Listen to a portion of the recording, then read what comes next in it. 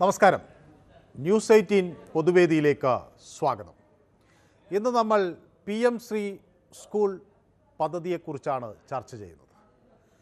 ഈ പദ്ധതി വഴി കേരളത്തിന് ലഭിക്കേണ്ട ഫണ്ട് കിട്ടാൻ ആ പദ്ധതി അനുസരിച്ചൊരു കരാറിൽ ഒപ്പുവെക്കേണ്ടതുണ്ട്. അതിന് തയ്യാറാകരുത് എന്ന് CPI സർക്കാരിനെ ഉപദേശിക്കുന്നു.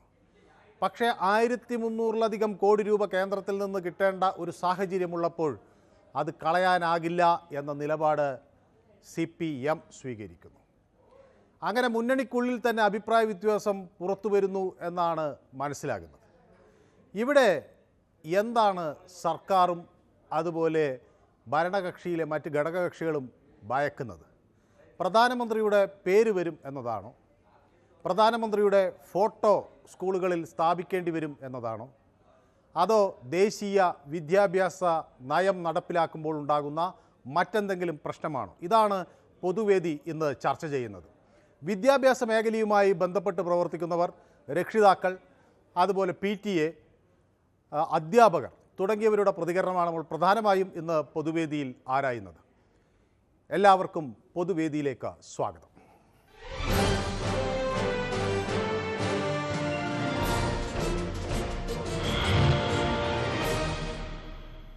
എൻ്റെ ആദ്യ കോളർ ശ്രീ കുഞ്ഞഹമ്മദാണ്. അദ്ദേഹം കോഴിക്കോട് നിന്നാണ് വിളിക്കുന്നത്. ശ്രീ കുഞ്ഞഹമ്മദ്, ഏതു തരത്തിലാണ് വിദ്യാഭ്യാസ മേഖലയുമായി ബന്ധപ്പെട്ടിട്ടുള്ളത്? നമസ്കാരം സാറേ. നമസ്കാരം. എനിക്ക് പറയാനുള്ളത്, ഇടതുപക്ഷ ജനാധിപത്യ മുന്നണി ഉള്ളിൽ ചർച്ചയായി കാര്യങ്ങളൊക്കെ തീരുമാനിക്കുക. അത് പൊതുവിപണിയിൽ വന്നിങ്ങനെ സംസാരിക്കുന്നത് ശരിയാണെന്നുള്ള മുന്നണിപ്പെട്ടവർ തന്നെ ആലോചിച്ചാൽ മതി എന്നാണ് എനിക്ക് പറയാനുള്ളത്. വ്യക്തമാണ്, താങ്കളുടെ അഭിപ്രായം കൃത്യമാണ്. ഓക്കെ, ഏതായാലും PM ശ്രീ പദ്ധതിയിൽ കൂടുതൽ വ്യക്തത വരണം എന്ന ആവശ്യം ഒരു ഘട്ടത്തിൽ മന്ത്രി V ശിവൻകുട്ടി തന്നെ ഉന്നയിച്ചിരുന്നു. മൊയ്തീൻ കുഞ്ഞ് കായം കുളത്തുനിന്ന് എന്നോടൊപ്പം ചേരുന്നു. ശ്രീ മൊയ്തീൻ കുഞ്ഞ്, എങ്ങനെയാണ് വിദ്യാഭ്യാസ മേഖലയുമായി ബന്ധപ്പെടുന്നത്? നമസ്കാരം. നമസ്കാരം. ഈ വിദ്യാഭ്യാസം ചെയ്തെന്തിരിക്കാനോ മുട്ടലിടാനോ? ഇതൊക്കെയല്ല ഇവിടെ നടക്കുന്നുള്ളു. അല്ലാതെ ജോലിയോ മറ്റുള്ളതൊന്നും ഇല്ലല്ലോ. എന്തുമാത്രം ഈ കുട്ടികളാണ് അവിടെ മുട്ടയിലും കർപ്പൂരം കത്തിക്കുകയും മുട്ടുകുത്തി നിന്ന്. നമുക്ക് ഈ വിഷയത്തിലേക്ക് വരാം. ഓക്കെ, ഷാജി പത്തനംതിട്ടയിൽ നമുക്കൊപ്പം ചേരുന്നു. ഷാജി, PMC സ്കൂൾ വരുമ്പോൾ അത് പ്രധാനമന്ത്രിയുടെ പടം വരും, പേരിൽ പ്രധാനമന്ത്രിയുടെ പേര് വരും, PM ശ്രീ എന്ന് വരും. ഇതൊക്കെ സർക്കാരിനെ ഭയപ്പെടുത്തുന്നുണ്ടോ? അതിൽ ആശങ്കപ്പെടേണ്ട ഒരു സാഹചര്യം ഉണ്ടോ? എന്താണ് ഷാജിക്ക് തോന്നുന്നത്? സാറേ, ഒന്നാമതേ പെട്രോളിനും ഡീസലിനും അതുപോലെ തന്നെ പിന്നെങ്കിൽ മറ്റേ ഗ്യാസിനെല്ലാം വില കൂട്ടിയില്ലേ? ഇനിയിപ്പോ തെരഞ്ഞെടുപ്പൊക്കെ വരുമ്പോൾ ജനങ്ങൾക്ക് എന്തെങ്കിലുമൊക്കെ കൊടുത്ത് കാണിക്കണ്ടേ? ശരി, ഓക്കെ, വ്യക്തമാണ് താങ്കളുടെ അഭിപ്രായം. ഞാൻ വിചാരിക്കുന്നത് വിദ്യാഭ്യാസ മേഖലയുമായി ബന്ധപ്പെട്ട് പ്രവർത്തിക്കുന്നവർക്ക് ഒരുപക്ഷെ ഇതിൽ കൂടുതൽ അഭിപ്രായങ്ങൾ പറയാനും ഒക്കെ ഉണ്ടാകും. ഞാൻ അത്തരം ആളുകളിൽ നിന്നാണ് കൂടുതലും പ്രതികരണങ്ങൾ കേൾക്കാൻ ആഗ്രഹിക്കുന്നത്. ഏതായാലും ഇതൊരു വലിയ വിഷയമായി വരികയാണ്. PM ശ്രീ പദ്ധതി എന്ന് പറയുന്ന സ്കൂൾ പദ്ധതി എന്ന് പറയുന്നത് ഒരു കേന്ദ്ര ആവിഷ്കൃത പദ്ധതിയാണ്. അപ്പോൾ ഓരോ ബ്ലോക്കിലും തിരഞ്ഞെടുത്ത 2 സ്കൂളുകൾക്ക് ഉന്നത സാങ്കേതിക സംവിധാനങ്ങൾ നൽകുക എന്നതാണ് ഇതുവഴി ലക്ഷ്യം വയ്ക്കുന്നത്. പക്ഷേ ഇതിന് പിന്നിൽ ഒളി അജണ്ടയാണ് എന്ന് കേരളം, തമിഴ്നാട്, പശ്ചിമ ബംഗാൾ തുടങ്ങിയ സംസ്ഥാനങ്ങൾ വ്യക്തമാക്കുന്നു. അപ്പോൾ രാജ്യത്താകെ 14,500 സ്കൂളുകളാണ് ഇത്തരത്തിൽ തിരഞ്ഞെടുക്കുക.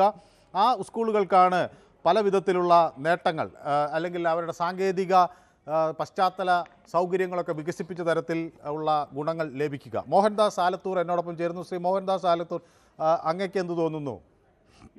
എന്റെ പേരക്കുട്ടികൾ സ്കൂളിൽ പഠിക്കുന്നുണ്ട്, അതൊന്ന് പറയാം. പിന്നെ അല്ല, ഞാനും പഠിച്ച് PG കഴിഞ്ഞതുകൊണ്ട് ഞാൻ പറയാം. അപ്പൊ ഇത് സത്യത്തിൽ നമ്മൾ പ്രതീക്ഷിക്കാത്തൊരു ക്യാപ്ഷനായി വന്നത് സബ്ജക്ട്. ശരിക്കും പറഞ്ഞാൽ നമ്മൾ പരീക്ഷയ്ക്ക് എഴുതാൻ പോകുമ്പോൾ ഔട്ട് ഓഫ് സിലബസ് ക്വസ്റ്റ്യൻസ് വന്ന പോലെ ആയിപ്പോയി. നമുക്ക് ഹൈപ്പോത്തറ്റിക്കലായിട്ടൊന്നും പറയാൻ പറ്റാത്ത അവസ്ഥയാണ്. അപ്പൊ ഇതില് പറയുമ്പോ ഇത് മറ്റേ ഈ പിന്താങ്ങൽ പാർട്ടി മാത്രമാണ് ഇപ്പൊ ഈ ഇങ്ങനെ എതിർപ്പ് പറഞ്ഞുകൊണ്ടിരിക്കുന്നത്. അത് പിണറായി വിജയന് ഒഴിവില്ലാത്ത കാര്യമാണ്. കണ്ണൂറ്റി കഴിഞ്ഞാൽ അതൊക്കെ മാറിക്കൊള്ളും. പിന്നെ അതിന് പുറത്ത് ഈ ഉന്നത വിദ്യാഭ്യാസ ഉഷ എന്ന് പറയുന്ന പദ്ധതി ഉണ്ടായിരുന്നു, അത് ഒപ്പിട്ടുണ്ടായിരുന്നു. അതിന് ഒരു എതിർപ്പ് ആരും ഉണ്ടായിരുന്നില്ല. ഇപ്പൊ ഇങ്ങനെ എതിർക്കൊണ്ടുന്നത് രാഷ്ട്രീയത്തിൽ എഴുതാൻ തന്നെയാണ്. നല്ല സംഭവങ്ങളല്ലേ, നടക്കട്ടെ. വ്യക്തമാണ് താങ്കളുടെ അഭിപ്രായം. ടിജു വിദ്യാഭ്യാസ മേഖലയുമായി ബന്ധപ്പെട്ട് പ്രവർത്തിക്കുന്ന ആളാണോ? ഞാൻ വിദ്യാഭ്യാസ മേഖലയുമായിട്ട് പ്രവർത്തിക്കുന്ന ആളല്ല, പക്ഷെ ഇത് കാണുമ്പോൾ ഉള്ള കാര്യങ്ങളാണ് പറയുന്നത്. നല്ല കാര്യങ്ങൾ ചെയ്യേണ്ട ഒരു സർക്കാർ ചെയ്യേണ്ട കാര്യങ്ങളില്ല ചെയ്യേണ്ടി. ശരി. ഈ മാതിരിയുള്ള ഈ വിവരക്കേട് കൊണ്ട് വിദ്യാഭ്യാസ മന്ത്രിയെ പിടിച്ചു വെച്ചിട്ട് ചെയ്യുന്ന കാര്യങ്ങളാണ് ചെയ്യുന്നത്. ശരി, വ്യക്തമാണ് താങ്കളുടെ അഭിപ്രായം. ഏതായാലും പദ്ധതി കേരളം അംഗീകരിച്ചാൽ ഒരു ബ്ലോക്കിൽ 2 സ്കൂളുകൾക്ക് വീതം കേരള മാതൃക വികസിപ്പിക്കാനാകും. പദ്ധതി പ്രകാരം പ്രതിവർഷം 1 കോടിയോളം രൂപ ഒരു സ്കൂളിന് ലഭിക്കും. അപ്പോൾ 251 സ്കൂളുകൾ ഉണ്ടെങ്കിൽ 251 കോടി രൂപ ലഭിക്കും എന്നാണ് ഇതിൽ നിന്ന് വ്യക്തമാകുന്നത്. ഓക്കെ, അപ്പോൾ ശ്രീമതി ജയ നമുക്കൊപ്പം ചേരുന്ന കൊല്ലത്തു നിന്നാണ്. ശ്രീമതി ജയയ്ക്ക് എന്ത് തോന്നുന്നു? ദേശീയ വിദ്യാഭ്യാസ നയത്തെ അംഗീകരിക്കാൻ നമ്മൾ ഭയക്കേണ്ടതുണ്ടോ? നമസ്കാരം മനു. നമസ്കാരം. ഇത് സ്കൂൾ PM ശ്രീ സ്കൂൾ പദ്ധതി നല്ലതല്ലേ? നമ്മുടെ കുട്ടികൾക്ക് നല്ല ടെക്നിക്കൽ എഡ്യൂക്കേഷൻ ഒക്കെ കിട്ടുന്നത് നല്ലതെന്നാ എന്റെ അഭിപ്രായം. അപ്പൊ ഈ പണം തരുമ്പോൾ പ്രധാനമന്ത്രിയുടെ പണം അവിടെ വെക്കേണ്ടി വരും. അത് അങ്ങനെ ബ്രാൻഡിങ് എന്നത് അംഗീകരിച്ച് കൊടുക്കേണ്ടതുണ്ടോ? എന്താ തോന്നുന്നത്? അല്ല, അതിപ്പോ ഈ പ്രൈം മിനിസ്റ്റർ അല്ലല്ലോ. ഇനിയിപ്പം അടുത്ത പ്രാവശ്യം വേറെ പ്രൈം മിനിസ്റ്റർ ആയിരിക്കുമല്ലോ വരുന്നത്. അതുമായിട്ട് മാറ്റാമല്ലോ നമുക്ക്. ഇപ്പൊ ഇത് നല്ല കാര്യമാണെങ്കിൽ നടക്കട്ടെ. ശരി, യെസ്, വ്യക്തമാണ്.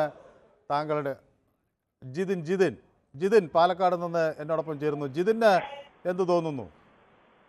അതായത് കുറച്ചു ദിവസം മുമ്പാണ് നമ്മുടെ ജി സുധാകരൻ CPM നേതാവ് പറഞ്ഞത്, വെറുതെ ഇനിയും കേരളം നമ്പർ 1 ആണെന്ന രീതിയിൽ വെറുതെ പൊങ്ങച്ചം പറഞ്ഞ് നടക്കരുത്, നമ്മുടെ വിദ്യാഭ്യാസ മേഖലയിൽ പല പ്രശ്നങ്ങളും ഉണ്ട് എന്ന രീതിയിൽ പറഞ്ഞത്. അതും കൂടെ എന്നോട് ചേർത്ത് വായിക്കണം. കാരണം അവസാനം അദ്ദേഹം ചൂണ്ടിക്കാട്ടിയത് ആ യൂണിവേഴ്സിറ്റി പേപ്പർ നഷ്ടപ്പെടുന്ന സംഭവം ഉണ്ടായതാണ് അദ്ദേഹം ചൂണ്ടിക്കാട്ടിയത്. പല പ്രശ്നങ്ങളുണ്ട്.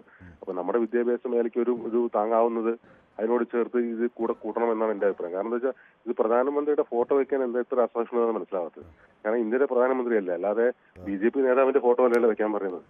അപ്പൊ നമ്മള് ഇന്ത്യയുടെ ഭാഗമാണല്ലോ, യൂണിയൻ ഓഫ് സ്റ്റേറ്റ് ആണല്ലോ, അല്ലാതെ ഇത് പ്രത്യേക ഒരു ഇന്ത്യക്ക് പുറത്തുള്ള ഇതൊന്നുമല്ല. ഇന്ത്യയുടെ നമുക്ക് അവകാശപ്പെട്ട പൈസ കേന്ദ്രം തരുന്നു, നമ്മൾ പ്രധാനമന്ത്രിയുടെ ഫോട്ടോ വയ്ക്കുന്നു. അതിനോട് ഇത്ര അസഹിഷ്ണുത കാണിക്കേണ്ട ആവശ്യമൊന്നുമില്ല.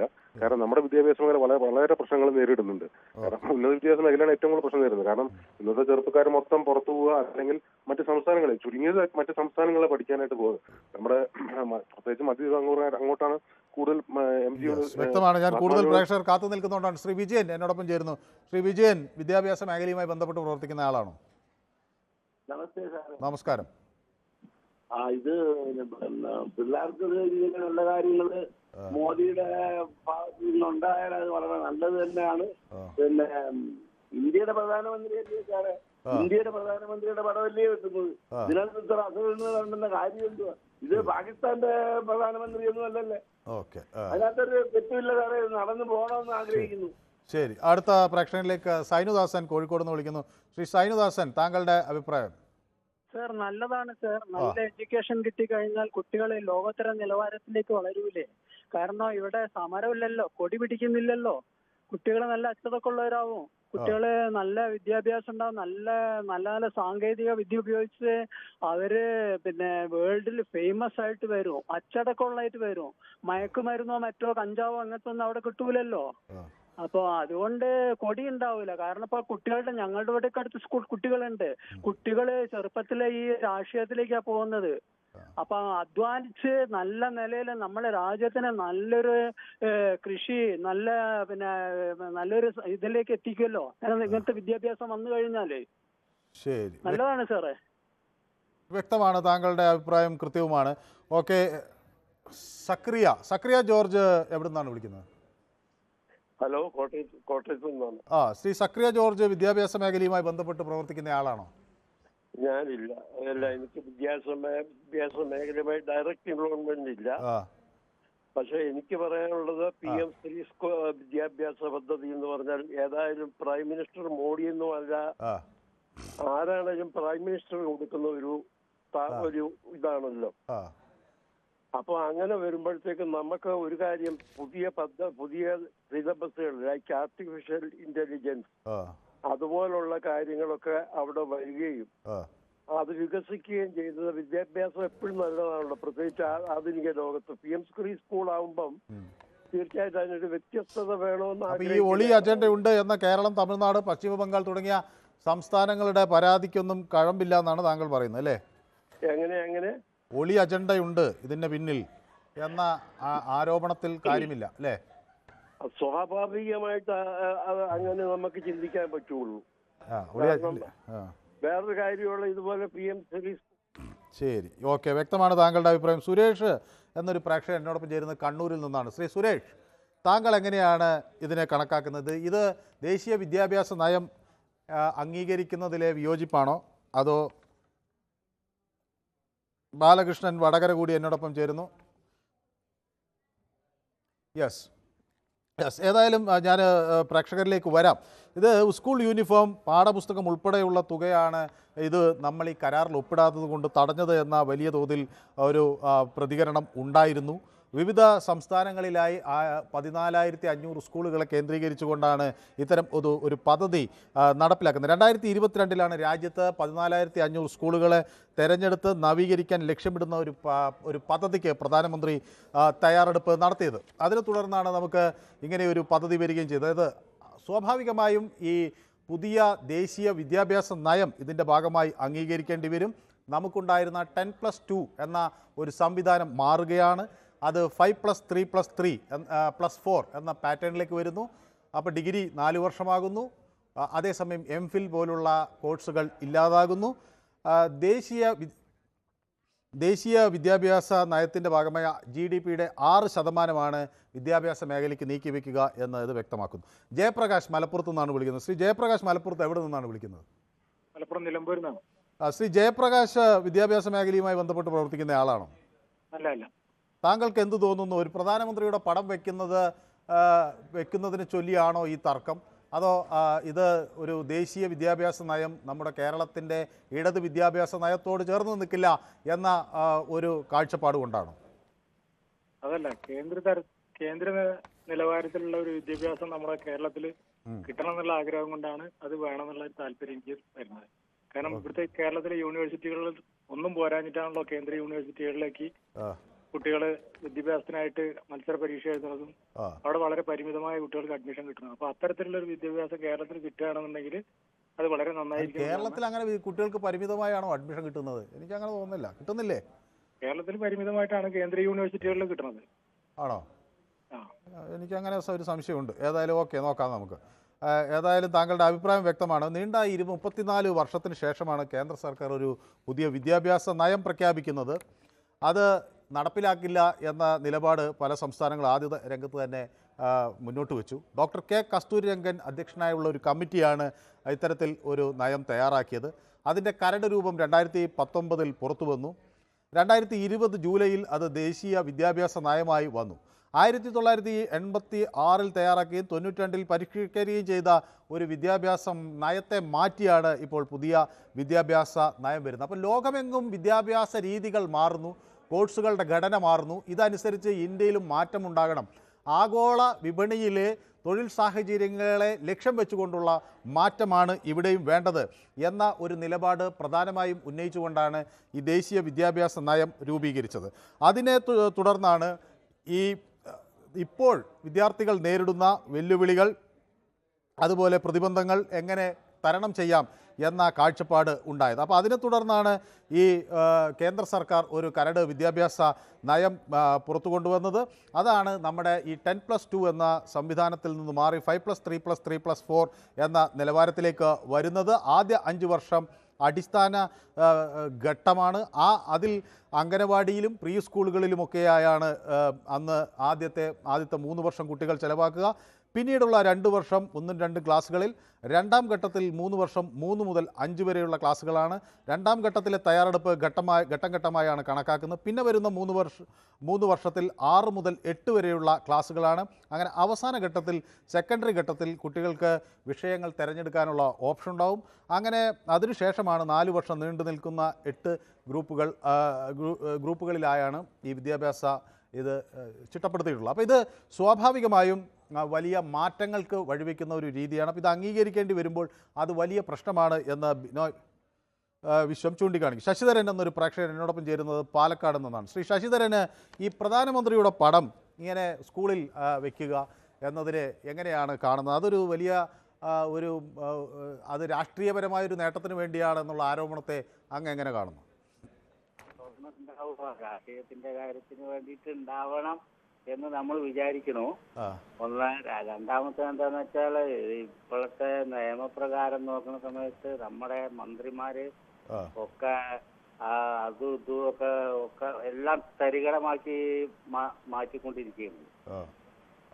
അത് കാരണം കൊണ്ട് നമ്മുടെ പ്രധാനമന്ത്രി കൊടുത്തിട്ടുണ്ടെങ്കിൽ അയാൾ വാക്ക് ശരിയായിരിക്കും എന്ന് വിശ്വസിക്കുന്നു. അങ്ങനെ ഞാൻ താങ്കളിലേക്ക് വരാം. ഡോക്ടർ കുട്ടിക്കൃഷ്ണൻ എന്നൊരു പ്രേക്ഷകൻ എന്നോടൊപ്പം ചേരുന്നു. ഡോക്ടർ കുട്ടിക്കൃഷ്ണൻ എവിടെ നിന്നാണ് വിളിക്കുന്നത്? കണ്ണൂർ പാപ്പിനിശ്ശേരി.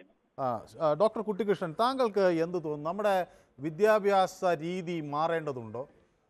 അതോ ഇത് ഒരു പ്രധാനമന്ത്രിയുടെ പടം വയ്ക്കുന്നു, PM ശ്രീ എന്ന പേരിടുന്നു, ഒരു പൊളിറ്റിക്കൽ ക്യാമ്പയിൻ ഇതിന്റെ പിന്നണിയിൽ പ്രവർത്തിക്കുന്നു എന്ന സംശയം ഇവിടെ പ്രസക്തമാണ്? ഇതില് പ്രധാനമന്ത്രി രാഷ്ട്രത്തിന്റെ ഒരു പ്രധാനമന്ത്രിയാണ്. അത് അവരും ആ പ്രധാനമന്ത്രി പദത്തിൽ ഇരിക്കുന്ന കാലങ്ങളിൽ അവിടെ ഒരു പടം വയ്ക്കുന്നതിൽ ഒരു തെറ്റുമില്ല. കാരണം ഈ ദേശീയ വിദ്യാഭ്യാസ പദ്ധതി വെച്ച് ഒരു യൂണിഫോം സിസ്റ്റം വരുവാണെങ്കിൽ നമ്മൾ ഇപ്പോൾ തന്നെ കേരളത്തിലെ ഒരു സ്കൂളുകളോ വിദ്യാഭ്യാസ മേഖല എടുത്താൽ ഇതിനെ കോമ്പറ്റ് ചെയ്യുന്ന കേന്ദ്ര ഗവൺമെന്റിന്റെ സ്കൂളുകളൊക്കെ ഉണ്ട് അല്ലെ? അവിടുന്ന് പഠിച്ചിട്ട് വരുന്ന കുട്ടികളുടെ സ്റ്റാൻഡേർഡും നമ്മൾ കേരളത്തിലെ സ്കൂളിൽ നിന്ന് കോളേജിൽ നിന്ന് പഠിച്ചു വരുന്ന കുട്ടികളുടെ സ്റ്റാൻഡേർഡ് നോക്കുമ്പോൾ വളരെയധികം വ്യത്യസ്തമാണ്. അല്ല, ഞാൻ അതൊക്കെ ഞാൻ സമ്മതിച്ചു. ഞാൻ ചോദിക്കുന്നത് ഈ ബ്രാൻഡിങ് എന്ന പേരിൽ അത് എങ്ങനെയാണ് താങ്കൾ കാണുന്നത്? നോക്കൂ, ഇന്നത്തെ ഒരു പ്രധാനമന്ത്രി ഒരു പൊളിറ്റീഷ്യന്റെ ഒരു ഭാഗമായിരിക്കാം. നാളെ മറ്റൊരു പൊളിറ്റീഷ്യന്റെ പ്രധാനമന്ത്രി വന്നേക്കാം. അപ്പോൾ ആ പണം വെക്കുന്ന എന്ത് തെറ്റാണുള്ളത്? അതൊന്നും ഇതിലെ വിദ്യാഭ്യാസ നയത്തൊന്നും കൊണ്ടുവരരുത് പൊതുവെ. കാരണം നമ്മൾ അവിടെ ഒരു ഡീവിയേഷൻ ഉണ്ടാക്കാതിരിക്കുന്നല്ലേ നല്ലത്, അല്ലേ?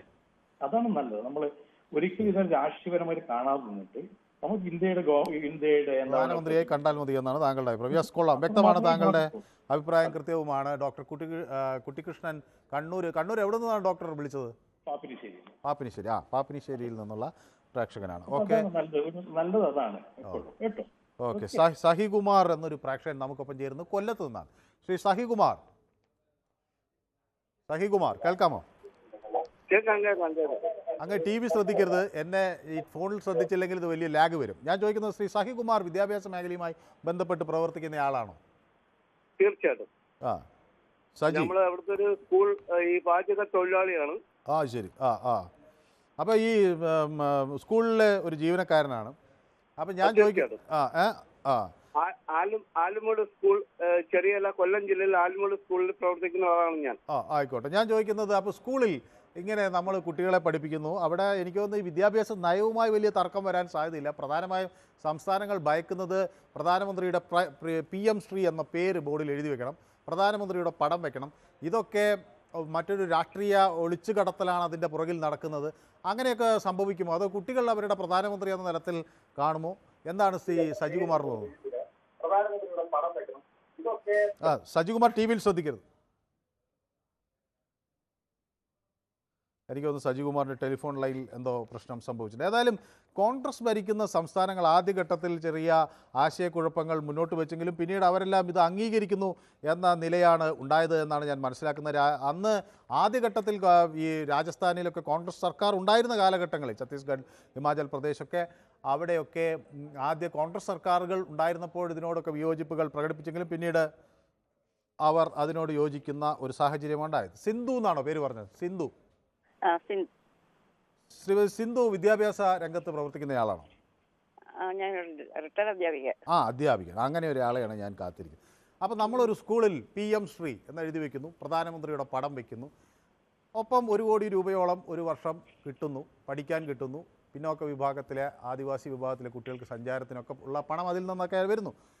സർവശിക്ഷ അഭിയാൻ്റെ പൈസ വരുന്നു. അപ്പോൾ അതിൽ എന്തെങ്കിലും തെറ്റ് തോന്നുന്നുണ്ടോ? അതോ സ്വാഭാവികമായ രാഷ്ട്രീയം സ്കൂളിൽ നിന്ന് മാറി നിൽക്കണം എന്ന ആ ന്യായത്തോട് യോജിക്കുന്നു? പ്രധാനമന്ത്രി രാഷ്ട്രീയത്തിന് അതീതനാണ് എന്ന് വിശ്വസിക്കുന്നു. എന്താണ് ശ്രീമതി സിന്ധു എങ്ങനെയാണ്? അത് വലിയ നല്ലൊരു കാര്യമാണെന്നാണ് എനിക്ക് തോന്നുന്നത്.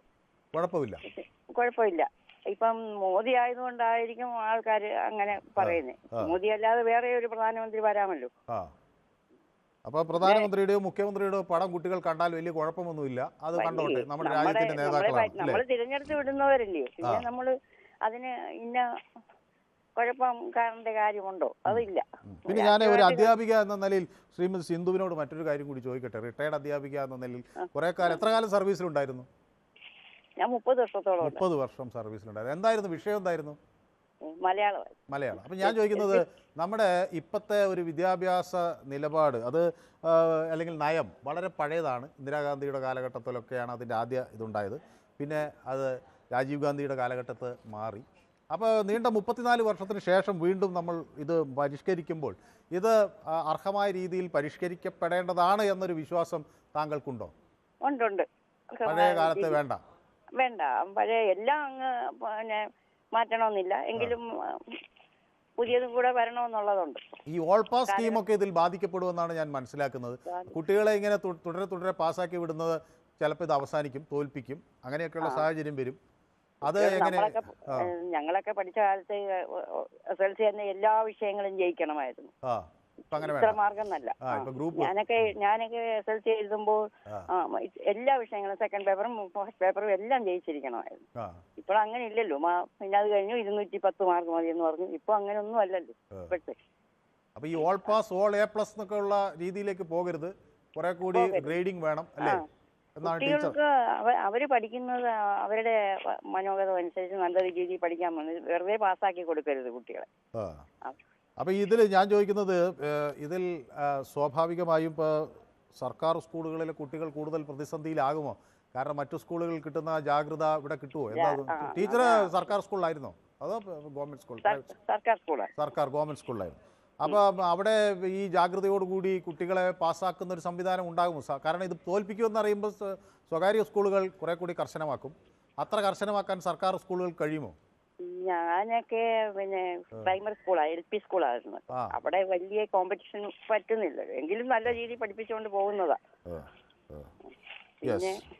പിന്നെ മോദിയുടെ പടം വെക്കുന്ന അതിപ്പോ റേഷൻ കടകളിൽ ചെന്നാൽ മോദിയുടെ പടം ഉണ്ടല്ലോ.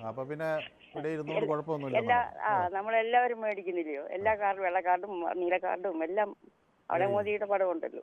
പിന്നെ ജനൌഷധിയുണ്ട്, അവിടെ മോദിയുണ്ട്. ശരി, യെസ്, വ്യക്തമാണ്. ഏതായാലും ടീച്ചറുടെ അഭിപ്രായം വ്യക്തമാണ്.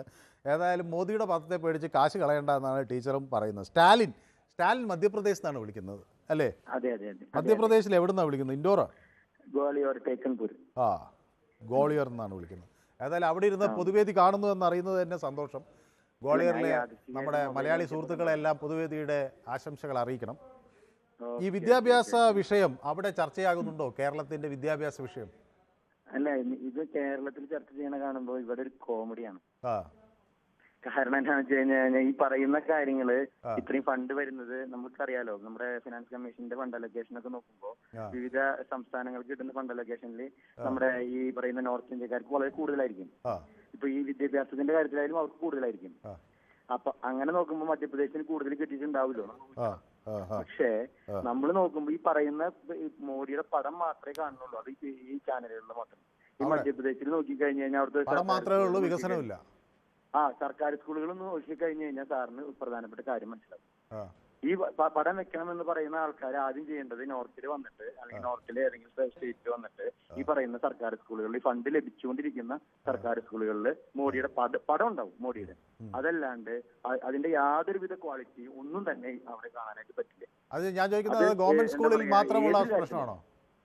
എന്തോ സർക്കാർ സ്കൂളിൽ മാത്രമാണ് ആ പ്രശ്നം, മറ്റു സ്കൂളുകൾ ഓക്കെ? അങ്ങനെയല്ല ഞാൻ പറഞ്ഞത്, സർക്കാർ സ്കൂളിന്റെ കാര്യമില്ല ഞാൻ പറഞ്ഞത്. ഇത് ഫണ്ട് കിട്ടുന്ന സ്കൂളുകളിൽ ഇപ്പൊ ഫണ്ട് കിട്ടുന്ന നോർത്ത് ഇന്ത്യയിൽ ഫണ്ട് കിട്ടുന്ന സ്കൂളുകളിൽ അവസ്ഥ പരിതാപകരാന്നാണ് പറഞ്ഞത്. പരിതാപകരാണെന്ന് പറഞ്ഞാൽ പോരാ, ആരും വിടുന്നില്ലെന്ന്. പരമാവധി ആളുകൾ ക്രിസ്ത്യൻ സ്കൂളുകളിലേക്കാണ് കുട്ടികളെ വിടുക. അതായത് ഏതെങ്കിലും സേക്രഡ് ഹാർട്ട് സ്കൂള് അല്ലെങ്കിൽ ഏതെങ്കിലും കോൺവെന്റുകൾ. അങ്ങനെ MLA ക്യൂ നിന്നിട്ടാണ് ഇപ്പൊ ഈ ഡബ്രയിലൊക്കെ ഉള്ള സ്കൂളുകളിൽ MLA റെക്കമെൻഡേഷൻ വെച്ചിട്ടാണ് കുട്ടികളെ വിടുന്നത്. ഒരാളും സർക്കാർ സ്കൂളിലേക്ക് വിടില്ല. അപ്പൊ അത്രയും പരിതാപകരമായിട്ട് സാധനം കൊണ്ട് നടക്കുന്ന ആള് പടം വെക്കണമെന്നുള്ള ആവശ്യത്തിന്റെ പേരിൽ ഏതെങ്കിലും സ്റ്റേറ്റുകളുടെ ഫണ്ട് നിഷേധിക്കുന്നുണ്ടെങ്കിൽ അത് ശരിയല്ല. അത് പൊങ്ങിത്തരാന്നാണ് എന്റെ അഭിപ്രായം. യെസ്, വ്യക്തമാണ്. ഞാൻ ഏതായാലും സ്റ്റാലിൻ അവിടുന്ന് പൊതുവേദിയിൽ ചേർന്ന് സന്തോഷം. സ്റ്റാലിന് ഏത് മേഖലയിലാണ് അവിടെ ജോലി ചെയ്യുന്നത്? ഞാൻ നേഴ്സാണ്. ഞാൻ അവിടെ അല്ല, ഞാൻ കുവൈറ്റിലാണ് വർക്ക് ചെയ്യുന്നത്. ശരി, കുവൈറ്റിലായിരുന്നു. ഞാൻ നേഴ്സാണ്. ശരി, ഓക്കെ. ഏതായാലും ഒരു പ്രവാസിയാണ്, അത് അതിനേക്കാൾ സന്തോഷം. ഒപ്പം നഴ്സിംഗ് മേഖല എന്ന് പറയുമ്പോൾ മനുഷ്യ സേവനത്തിന്റെ ഏറ്റവും ഉദാഹരണം എന്ന് നമുക്ക് അഭിമാനത്തോടെ പറയാവുന്ന പറയാനേ പറ്റത്തുള്ളൂ. പക്ഷെ നഴ്സുമാർക്ക് സാലറി കുറവാണ്. അത് പക്ഷെ കൂട്ടേണ്ടതാണ്. അത് എല്ലാവരും കൂടി ഒരുമിച്ച് നിൽക്കേണ്ടതാണ്. പലപ്പോഴും ഇതിലെ തമാശ എന്താണെന്നറിയോ, ഇപ്പൊ പൊതുവേദിയിലേക്ക് ഇപ്പൊ ഞാൻ യാദൃശ്ചികമായിട്ട് വിളിച്ചപ്പോ ഒരു വിഷയം സാർ പറഞ്ഞു. ഇതുപോലെ തന്നെ ആരോട് ചോദിച്ചാലും, ഇപ്പൊ ഏതെങ്കിലും ആശുപത്രി മുതലാളിയോട് ചോദിച്ചാലും സെയിം കാര്യം തന്നെയാണ് പറയും, കൂട്ടേണ്ടതാണ്, വളരെ അനിവാര്യമാണെന്ന് പറയും. പക്ഷേ കാര്യത്തോടെ എടുക്കുമ്പോ കൂട്ടില്ല. പക്ഷേ സ്റ്റാലിൻ, ഞങ്ങളൊക്കെ ഇവിടെ പണ്ട് ഒരു 10 വർഷം മുമ്പാണ് ഇവിടെ വലിയ നഴ്സുമാരുടെ ഒരു വലിയ സമരം ഉണ്ടായിരുന്നു. ഞങ്ങളൊക്കെ അത് വളരെ നല്ല രീതിയിൽ ഞാൻ ഒരു തരത്തില് വഴി കൂടെ ആക്റ്റീവ് ആയതാണ്. ജാസ്മിൻ ചാടെ പരിപാടിയല്ലേ? അതെ അതെ. അല്ല, പക്ഷെ ഞാൻ വിചാരിച്ച അതിനുശേഷം നഴ്സിംഗ് മേഖലയിൽ പ്രശ്നങ്ങൾ വലിയ തോതിൽ പരിഹരിക്കപ്പെട്ടു എന്നാണ്. പക്ഷെ അങ്ങനെ ആയിട്ടില്ല അല്ലേ? അല്ല, അതിൽ മാറ്റങ്ങൾ ഉണ്ടായി, അതിലാണ് മാറ്റങ്ങൾ ഉണ്ടായത്. പക്ഷെ വലിയ തോതിൽ പരിഹരിക്കപ്പെട്ടു എന്ന് പറയാൻ പറ്റില്ല. കാരണം എന്താണെന്ന് വെച്ച് കഴിഞ്ഞാല് പണം കിടക്കുന്നത് മറ്റു പക്ഷത്താണല്ലോ. അതായത് ആശുപത്രി മുതലാളിമാരുടെ കയ്യിലാണല്ലോ പണം ഇരിക്കുന്നത്. അവരൊക്കെ ഡോക്ടറായിരിക്കും, അതല്ലെങ്കിൽ ആശുപത്രി മുതലാളിമാരുടെ കയ്യിലിരിക്കുന്ന പണം അവരാണല്ലോ വിനിയോഗിക്കണം, അവർക്കാണല്ലോ ലാഭം വേണ്ടത്. അപ്പൊ അവിടെ ആ കാര്യങ്ങൾ വരുമ്പോൾ നഴ്സുമാരുടെ കാര്യം അപ്രസക്തമാവും. ഈവൻ നമ്മുടെ ക്രിസ്തീയ സഭയുടെ ആശുപത്രിയിൽ വരെ, അതായത് മിഷൻ ആശുപത്രിയിൽ വരെ സാലറി ഒന്ന് അന്വേഷിച്ച് നോക്കുക, വളരെ കുറവാണ്. 1-2 നഴ്സുമാർക്ക് ഈ പറയുന്ന നല്ല സാലറി കിട്ടുന്നുണ്ടായിരിക്കും. പക്ഷെ മഹാഭൂരിപക്ഷം പേർക്കും വളരെ കുറവ് സാലറിയാണ് കിട്ടുന്നത്. അത് ശരിയായിട്ടില്ലെന്നാണ് പറയുന്നത് അല്ലേ? ഇല്ല, ശരിയായിട്ടില്ല 100%. പക്ഷേ UNA പ്രവർത്തനം വളരെയധികം ഉള്ള കാരണം കൊണ്ട് വളരെ മെച്ചപ്പെട്ടിട്ടുണ്ട്, ഒരാൾ ചോദിക്കാവുന്ന രീതിയിലായിട്ടുണ്ട്. പക്ഷേ ഇപ്പോഴും സാലറി എന്ന് പറയുന്നത് ഒരു എന്താ പറയാ, അവർക്ക് കിട്ടേണ്ടത് സാലറിയുടെ ലെവലിൽ എത്തിയെന്ന് എനിക്ക് അഭിപ്രായമില്ല. ഏതായാലും ഈ വിഷയം കൂടി ഇവിടെ ഉന്നയിക്കാൻ കഴിഞ്ഞത് ഞാൻ വിചാരിക്കുന്നത് ഈ മേഖലയുമായി ബന്ധപ്പെട്ട് പ്രവർത്തിക്കുന്നവർക്കൊക്കെ അത് ശ്രദ്ധേയമാകുമെന്നാണ് ഞാൻ വിചാരിക്കുന്നത്. ഏതായാലും വളരെ നന്ദി സ്റ്റാലിൻ. ആ അഭിപ്രായവും ആശങ്കയും പൊതുവേദിയും സ്റ്റാലിനോടൊപ്പം നിൽക്കുകയാണ്. രാജൻ കൊല്ലത്തുനിന്നാണ് വിളിക്കുന്നത്. ശ്രീ രാജൻ, നമ്മുടെ പ്രധാനമന്ത്രിയുടെ പടം വെച്ചാലും കുഴപ്പമൊന്നുമില്ല, 1300 കോടി ഇങ്ങ് വാങ്ങിച്ചെടുക്കുന്നതാണ് ബുദ്ധി എന്നാണ് പലരും പറയുന്നത്. ശ്രീ രാജൻ, ആ അഭിപ്രായം ഉണ്ടോ? എന്റെ മനസ്സാറേ, ഈ പൈസ കിട്ടുമെന്നുണ്ടെങ്കിൽ ഏത് ജഗത്താന്റെ ഫോട്ടോ വെച്ചാലും എന്താ കുഴപ്പം? ഞാൻ അതിനൊക്കെ സൈഡ് ചെയ്യുന്ന ആളാ, ഒരു കുഴപ്പമില്ല. കേട്ടോ, ആശാ വർക്കർമാർ വിസിറ്റ് ചെയ്യുന്ന വീടുകളിലെല്ലാം പുള്ളിയുടെ പടം വെക്കണമെന്ന് പറഞ്ഞു, വെച്ചില്ല. 623 കോടി ലാപ്സായി പോയി. അതുപോലെ തന്നെ 9 കോടി കക്കൂസ് പണിഞ്ഞു കൊടുത്തു, അതിന്റെ എല്ലാം ഫ്രണ്ടിൽ ഉണ്ട്. പക്ഷെ കേരളത്തിൽ പണിഞ്ഞു കൊടുത്തില്ല, കാരണം പുള്ളിയുടെ പടം വെക്കാൻ തയ്യാറല്ല ആരും. പിന്നെ ഇനിയിപ്പം നമ്മുടെ നോട്ടില് പിന്നെ മഹാത്മാഗാന്ധിയുടെ പടം ഉണ്ട്, അത് മാറ്റിയിട്ട് പുള്ളിയുടെ പടം വരാൻ പോവാ താമസിയാതെ. ഇനി അതിന്റെ കൂടെ ഒരു കുറവേ ഉള്ളൂ. കേരളത്തില് പിന്നെ ഇവര് ഇത് വെക്കാത്തോണ്ടാണ് പൈസ കിട്ടാത്തത്. അതേസമയത്തേക്കോ റായ്ബറയിലും അമേഠിയിലും സ്കൂൾ ഉണ്ടോന്ന് ചോദിച്ചാൽ നമ്മുടെ രാഹുൽ ഗാന്ധിയോടും പിന്നെ പ്രിയങ്കയോടും അവരൊക്കെ ചുമ്മാ നിന്ന് ജയിച്ചു പോവായിരുന്നു 10-70 വർഷം. ഞാൻ നേരിട്ട് കണ്ട പശു കയറി കിടക്കുന്ന അവിടെ. സ്കൂളിലോ? ആ സ്കൂളില് 10-14 പശുക്കള്, ബെഞ്ചും ഡെസ്കും ഇല്ല സാറേ. എന്തൊരു കഷ്ടമാണെന്ന് ഓർത്ത് നോക്കി. ഇവര് 70 വർഷം ഭരിച്ചിട്ട് എന്ത് മാങ്ങാത്തിരി ഉണ്ടാക്കിയെന്ന പുള്ളിയുടെ പടം വെച്ചോണ്ട് ഒരു തരക്കേടും ഇല്ല. എല്ലാം കിട്ടുകയാണെങ്കിൽ ഇവിടെ കേരളത്തിലെ സ്കൂളുകൾ എത്ര മെച്ചപ്പെട്ടത്. ഞാൻ വേണേ പൈസ മുടക്കി നമുക്ക് രണ്ടും കൂടെ ഗുജറാത്തിൽ നിന്ന് പോകാം. 3.5 കിലോമീറ്റർ 4 കിലോമീറ്റർ ശേഷം ഒരു സ്കൂൾ കാണുന്നത്. അല്ല, ഗുജറാത്തിൽ ഞാൻ പോയിട്ടുണ്ട്, ഞാൻ ഒന്നിലധികം തവണ പോയിട്ടുണ്ട് തെരഞ്ഞെടുപ്പ് പ്രചരണവുമായി ബന്ധപ്പെട്ട്. 500 മീറ്ററിൽ ഓരോ അമ്പലമുണ്ട്, പക്ഷെ സ്കൂളില്ല സാറേ അവിടെ. അതാണ് വലിയ കഷ്ടം എന്ന് പറയുന്നത്. ഇവര് വലിയ വാചകം അടിക്കുന്നില്ല. PM കെയറോ കുന്തോ കൊടുച്ചക്കറോ പുള്ളിയുടെ പടം വെക്കണം. എന്താ കർണാടകയിൽ കോൺഗ്രസ് ഭരിക്കുന്നു, ആദ്യം വെക്കാൻ തയ്യാറായിരുന്നു, ഇപ്പൊ വെക്കാൻ പോവാ. കാരണം അവർക്കറിയാം പൈസ കിട്ടണമെങ്കിൽ ഇത് ചെയ്യണമെന്ന്. കേരളത്തിലെ ഗവൺമെന്റിന് അത് വെക്കാൻ തയ്യാറല്ല, അതുകൊണ്ടായി കുഴപ്പം. ശരി, വ്യക്തമാണ്. ഏതായാലും താങ്കളുടെ അഭിപ്രായം കൃത്യമാണ്. സുകുമാരൻ കണ്ണൂരിൽ നിന്നാണ് വിളിക്കുന്നത്. സുകുമാരൻ പൊതുവേദിയുടെ ഒരു പ്രേക്ഷകനാണ്. എനിക്കൊന്ന് നേരത്തെ മുമ്പ് വിളിക്കാറുണ്ടായിരുന്നു അല്ലേ? അത് സന്തോഷം. അപ്പൊ 10 മണിക്ക് നമ്മുടെ ടോൺ തന്നെ വരണം. 10 മണിക്കത്തേക്ക് 10 മണിക്കത്തെ പരിപാടിക്ക് ടോൺ തന്നെ വരണം. ശരി, ഓക്കെ. ടോൺ അതിന്റെ ഒരു വേറെ ഒരു വർത്താനം പറയുമ്പോ നമുക്ക് കേൾക്കാൻ. ടോം കുര്യാക്കോസ് ഞങ്ങളുടെ ഒരു സ്റ്റാറാണ്. 10 മണിയിൽ ക്രൈം ബുള്ളറ്റിൻ നോക്കുന്നത്, പോലീസ് പെട്രോൾ. പിന്നെ ഇന്ത്യൻ പ്രധാനമന്ത്രി ഒരു പടം വെച്ചതിനെ കൊണ്ട് എന്താ തെറ്റ് സാർ? ഇന്ത്യൻ പ്രധാനമന്ത്രിയല്ലേ? ഇന്ത്യന്റെ പ്രധാനമന്ത്രിയല്ലേ? അത് ശരിയാണ്. തെറ്റുണ്ടോ? ഇല്ല അല്ലേ? പക്ഷേ അങ്ങനെ ഒരു കേന്ദ്ര സർക്കാർ അങ്ങനെ വാശി പിടിക്കുന്നത് ശരിയാണോ? നമ്മൾ എന്റെ പടം വെച്ചാലേ പൈസ തെറ്റൊന്നുമില്ല. ശരി, വ്യക്തമാണ്. ഏതായാലും സുകുമാരൻ ഞങ്ങളുടെ പോലീസ് പെട്രോളിന്റെ ഒരു പ്രേക്ഷകനാണ്. ടോം കുര്യാക്കോസിനെ വളരെയധികം ഇഷ്ടപ്പെടുന്ന ആളുമാണ്. ഓക്കെ, അപ്പോൾ ടോമിന് സന്തോഷിക്കാം. തങ്കച്ചൻ മോഹമയിൽ നിന്ന് നമുക്ക് ഒപ്പം ചേരുന്നു. തങ്കച്ചൻ,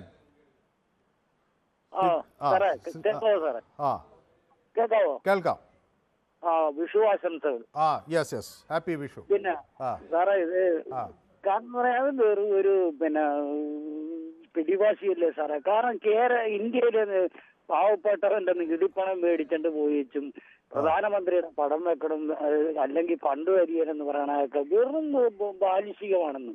കാരണം ഇപ്പൊ കേരളത്തിൽ 75,000 രൂപയാണ് ലൈഫ് മിഷൻ പദ്ധതിക്ക് നമുക്ക് തരുന്നത്. പിന്നെ പ്രധാനമന്ത്രിയുടെ പടം വെക്കണം, പിന്നെ ഏതാണ്ട് 3.25 ലക്ഷം രൂപ മുടക്കുന്ന സംസ്ഥാന സർക്കാരിന്റെ മുഖ്യമന്ത്രിയുടെ പടം വെക്കണില്ല. 75,000 രൂപ മുടക്കണവന്റെ പടം വെക്കണമെന്ന് പറയണം. എന്തൊക്കെ വീട്ടിത്തരും ഇവരൊക്കെ ഇടുവൊക്കെയാണ് എഴുന്നള്ളിക്കണത്. വ്യക്തമാണ് താങ്കളുടെ അഭിപ്രായം. ഏതായാലും നമ്മോടൊപ്പം കുറേ പ്രേക്ഷകർ ചേർന്നിട്ടുണ്ട് യൂട്യൂബിലും. ജോസഫ് ചേരുന്നു, നമസ്കാരം എന്ന് പറയുന്നു. അധ്യാപകരുടെ നിലവാരമാണ് ഞാൻ ഉദ്ദേശിക്കുന്നതെന്ന് പറയുന്നു. Remove immediately India photo international airport at Delhi എന്ന് രവീന്ദ്രൻ പറയുന്നു. ഓക്കെ, രാജേഷ് കുമാർ പറയുന്നു വളരെ നല്ല കാര്യമാണ്. മനു, പുതിയ തലമുറ രക്ഷപ്പെടാൻ ഈ പദ്ധതി പ്രൊമോട്ട് ചെയ്യണം എന്ന് ജോസഫ് പറയുന്നു. സ്പോർട്സ് ഗുരു നമുക്കൊപ്പം ചേർന്നിട്ടുണ്ട്, അത് രമേഷ് എന്നാണ് അദ്ദേഹത്തിൻ്റെ പേര്.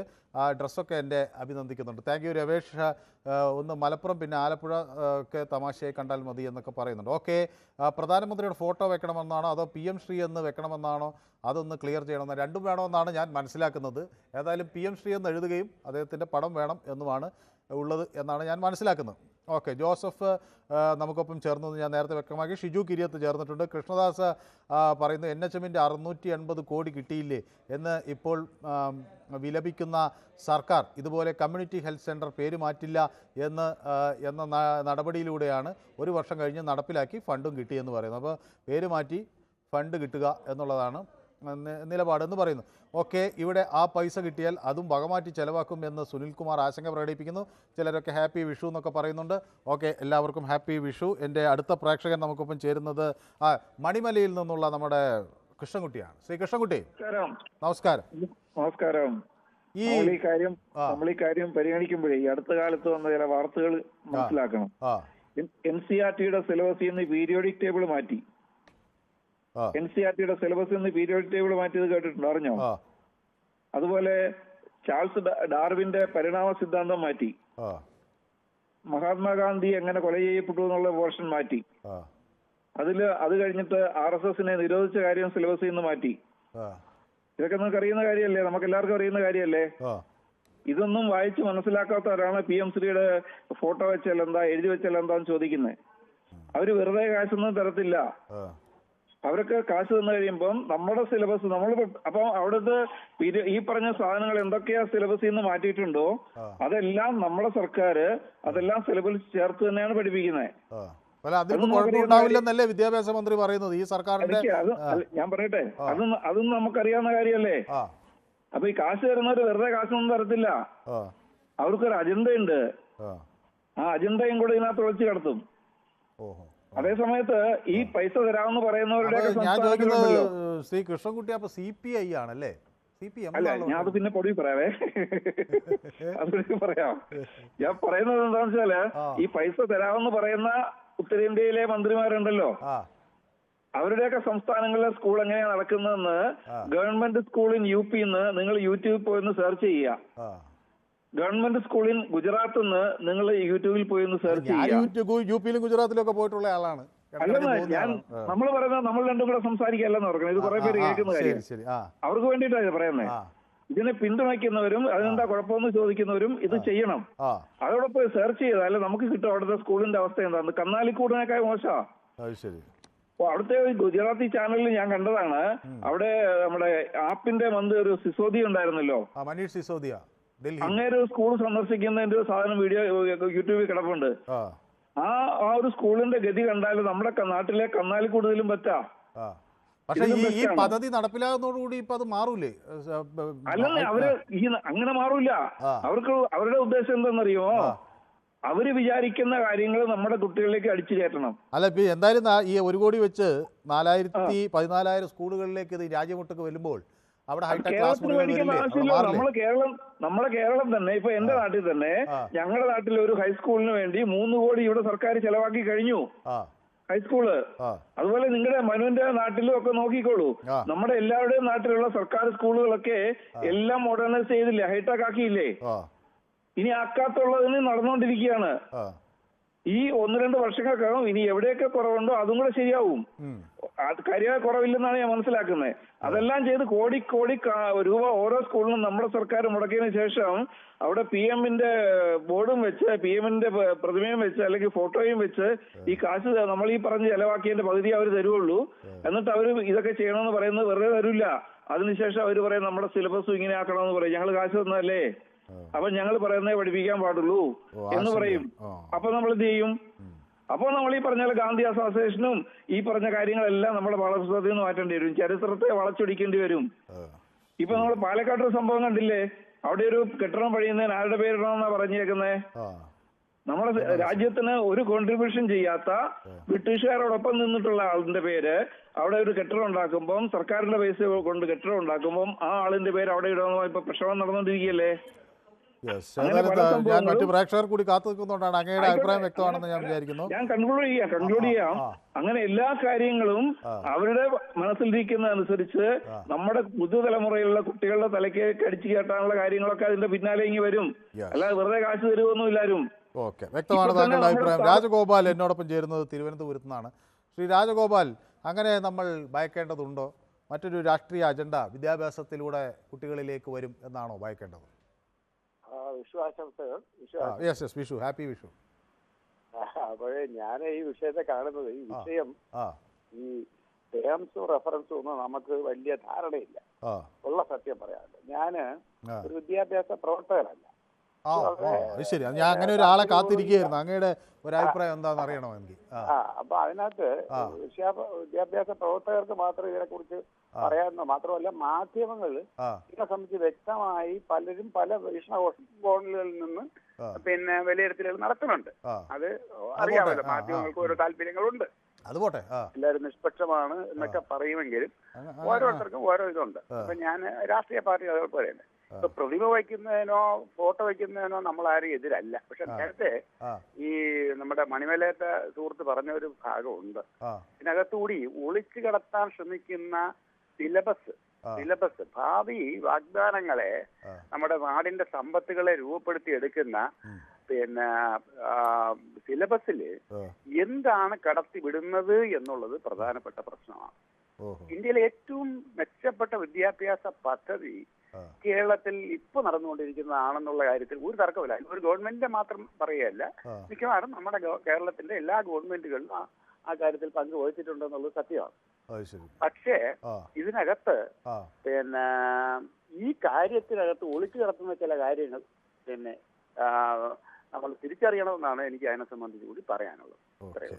വ്യക്തമാണ് താങ്കളുടെ അഭിപ്രായം. ഏതായാലും എനിക്കൊരു ചെറിയ ഇടവേള അനിവാര്യമാണ്. ശ്രീ രാജഗോപാൽ ഒരു വിദ്യാഭ്യാസ പ്രവർത്തകനാണെന്ന് അദ്ദേഹം വ്യക്തമാക്കി. അദ്ദേഹത്തിൻ്റെ ആശങ്കകൾ അദ്ദേഹം പങ്കുവച്ചു. കൂടുതൽ ഈ മേഖലയുമായി ബന്ധപ്പെട്ട ആളുകൾ വിളിക്കുമെന്നാണ് ഞാൻ വിചാരിക്കുന്നത്. ഒരു ചെറിയ ഇടവേള അനിവാര്യമായത് കൊണ്ടാണ്. ഷോർട്ട് ബ്രേക്ക്, പെട്ടെന്ന് മടങ്ങി വരാം.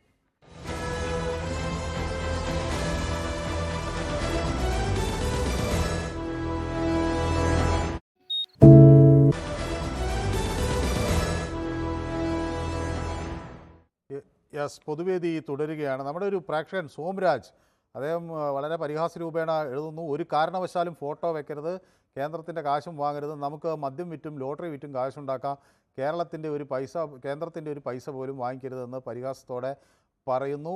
ഓക്കെ, ഏതായാലും ജിയോ പറയുന്നത് കേന്ദ്ര ഗവൺമെൻറ് അല്ല മൊത്തം കാശും ചിലവാക്കുന്നത്, കേന്ദ്രം 60% നൽകുന്നു, കേരള ഗവൺമെൻറ് 40%, അതാണ് പ്രൊപ്പോർഷൻ എന്ന് പറയുന്നു. ഓക്കെ, കേന്ദ്രത്തിൻ്റെ പദ്ധതി കേന്ദ്രത്തിൻ്റെ പൈസ വാങ്ങിയാൽ അവരുടെ ഫോട്ടോ വയ്ക്കുന്നതിൽ എന്ത് തെറ്റ് എന്ന് ചോദ്യവും ഉന്നയിക്കുന്നുണ്ട് ശിവൻകുട്ടി.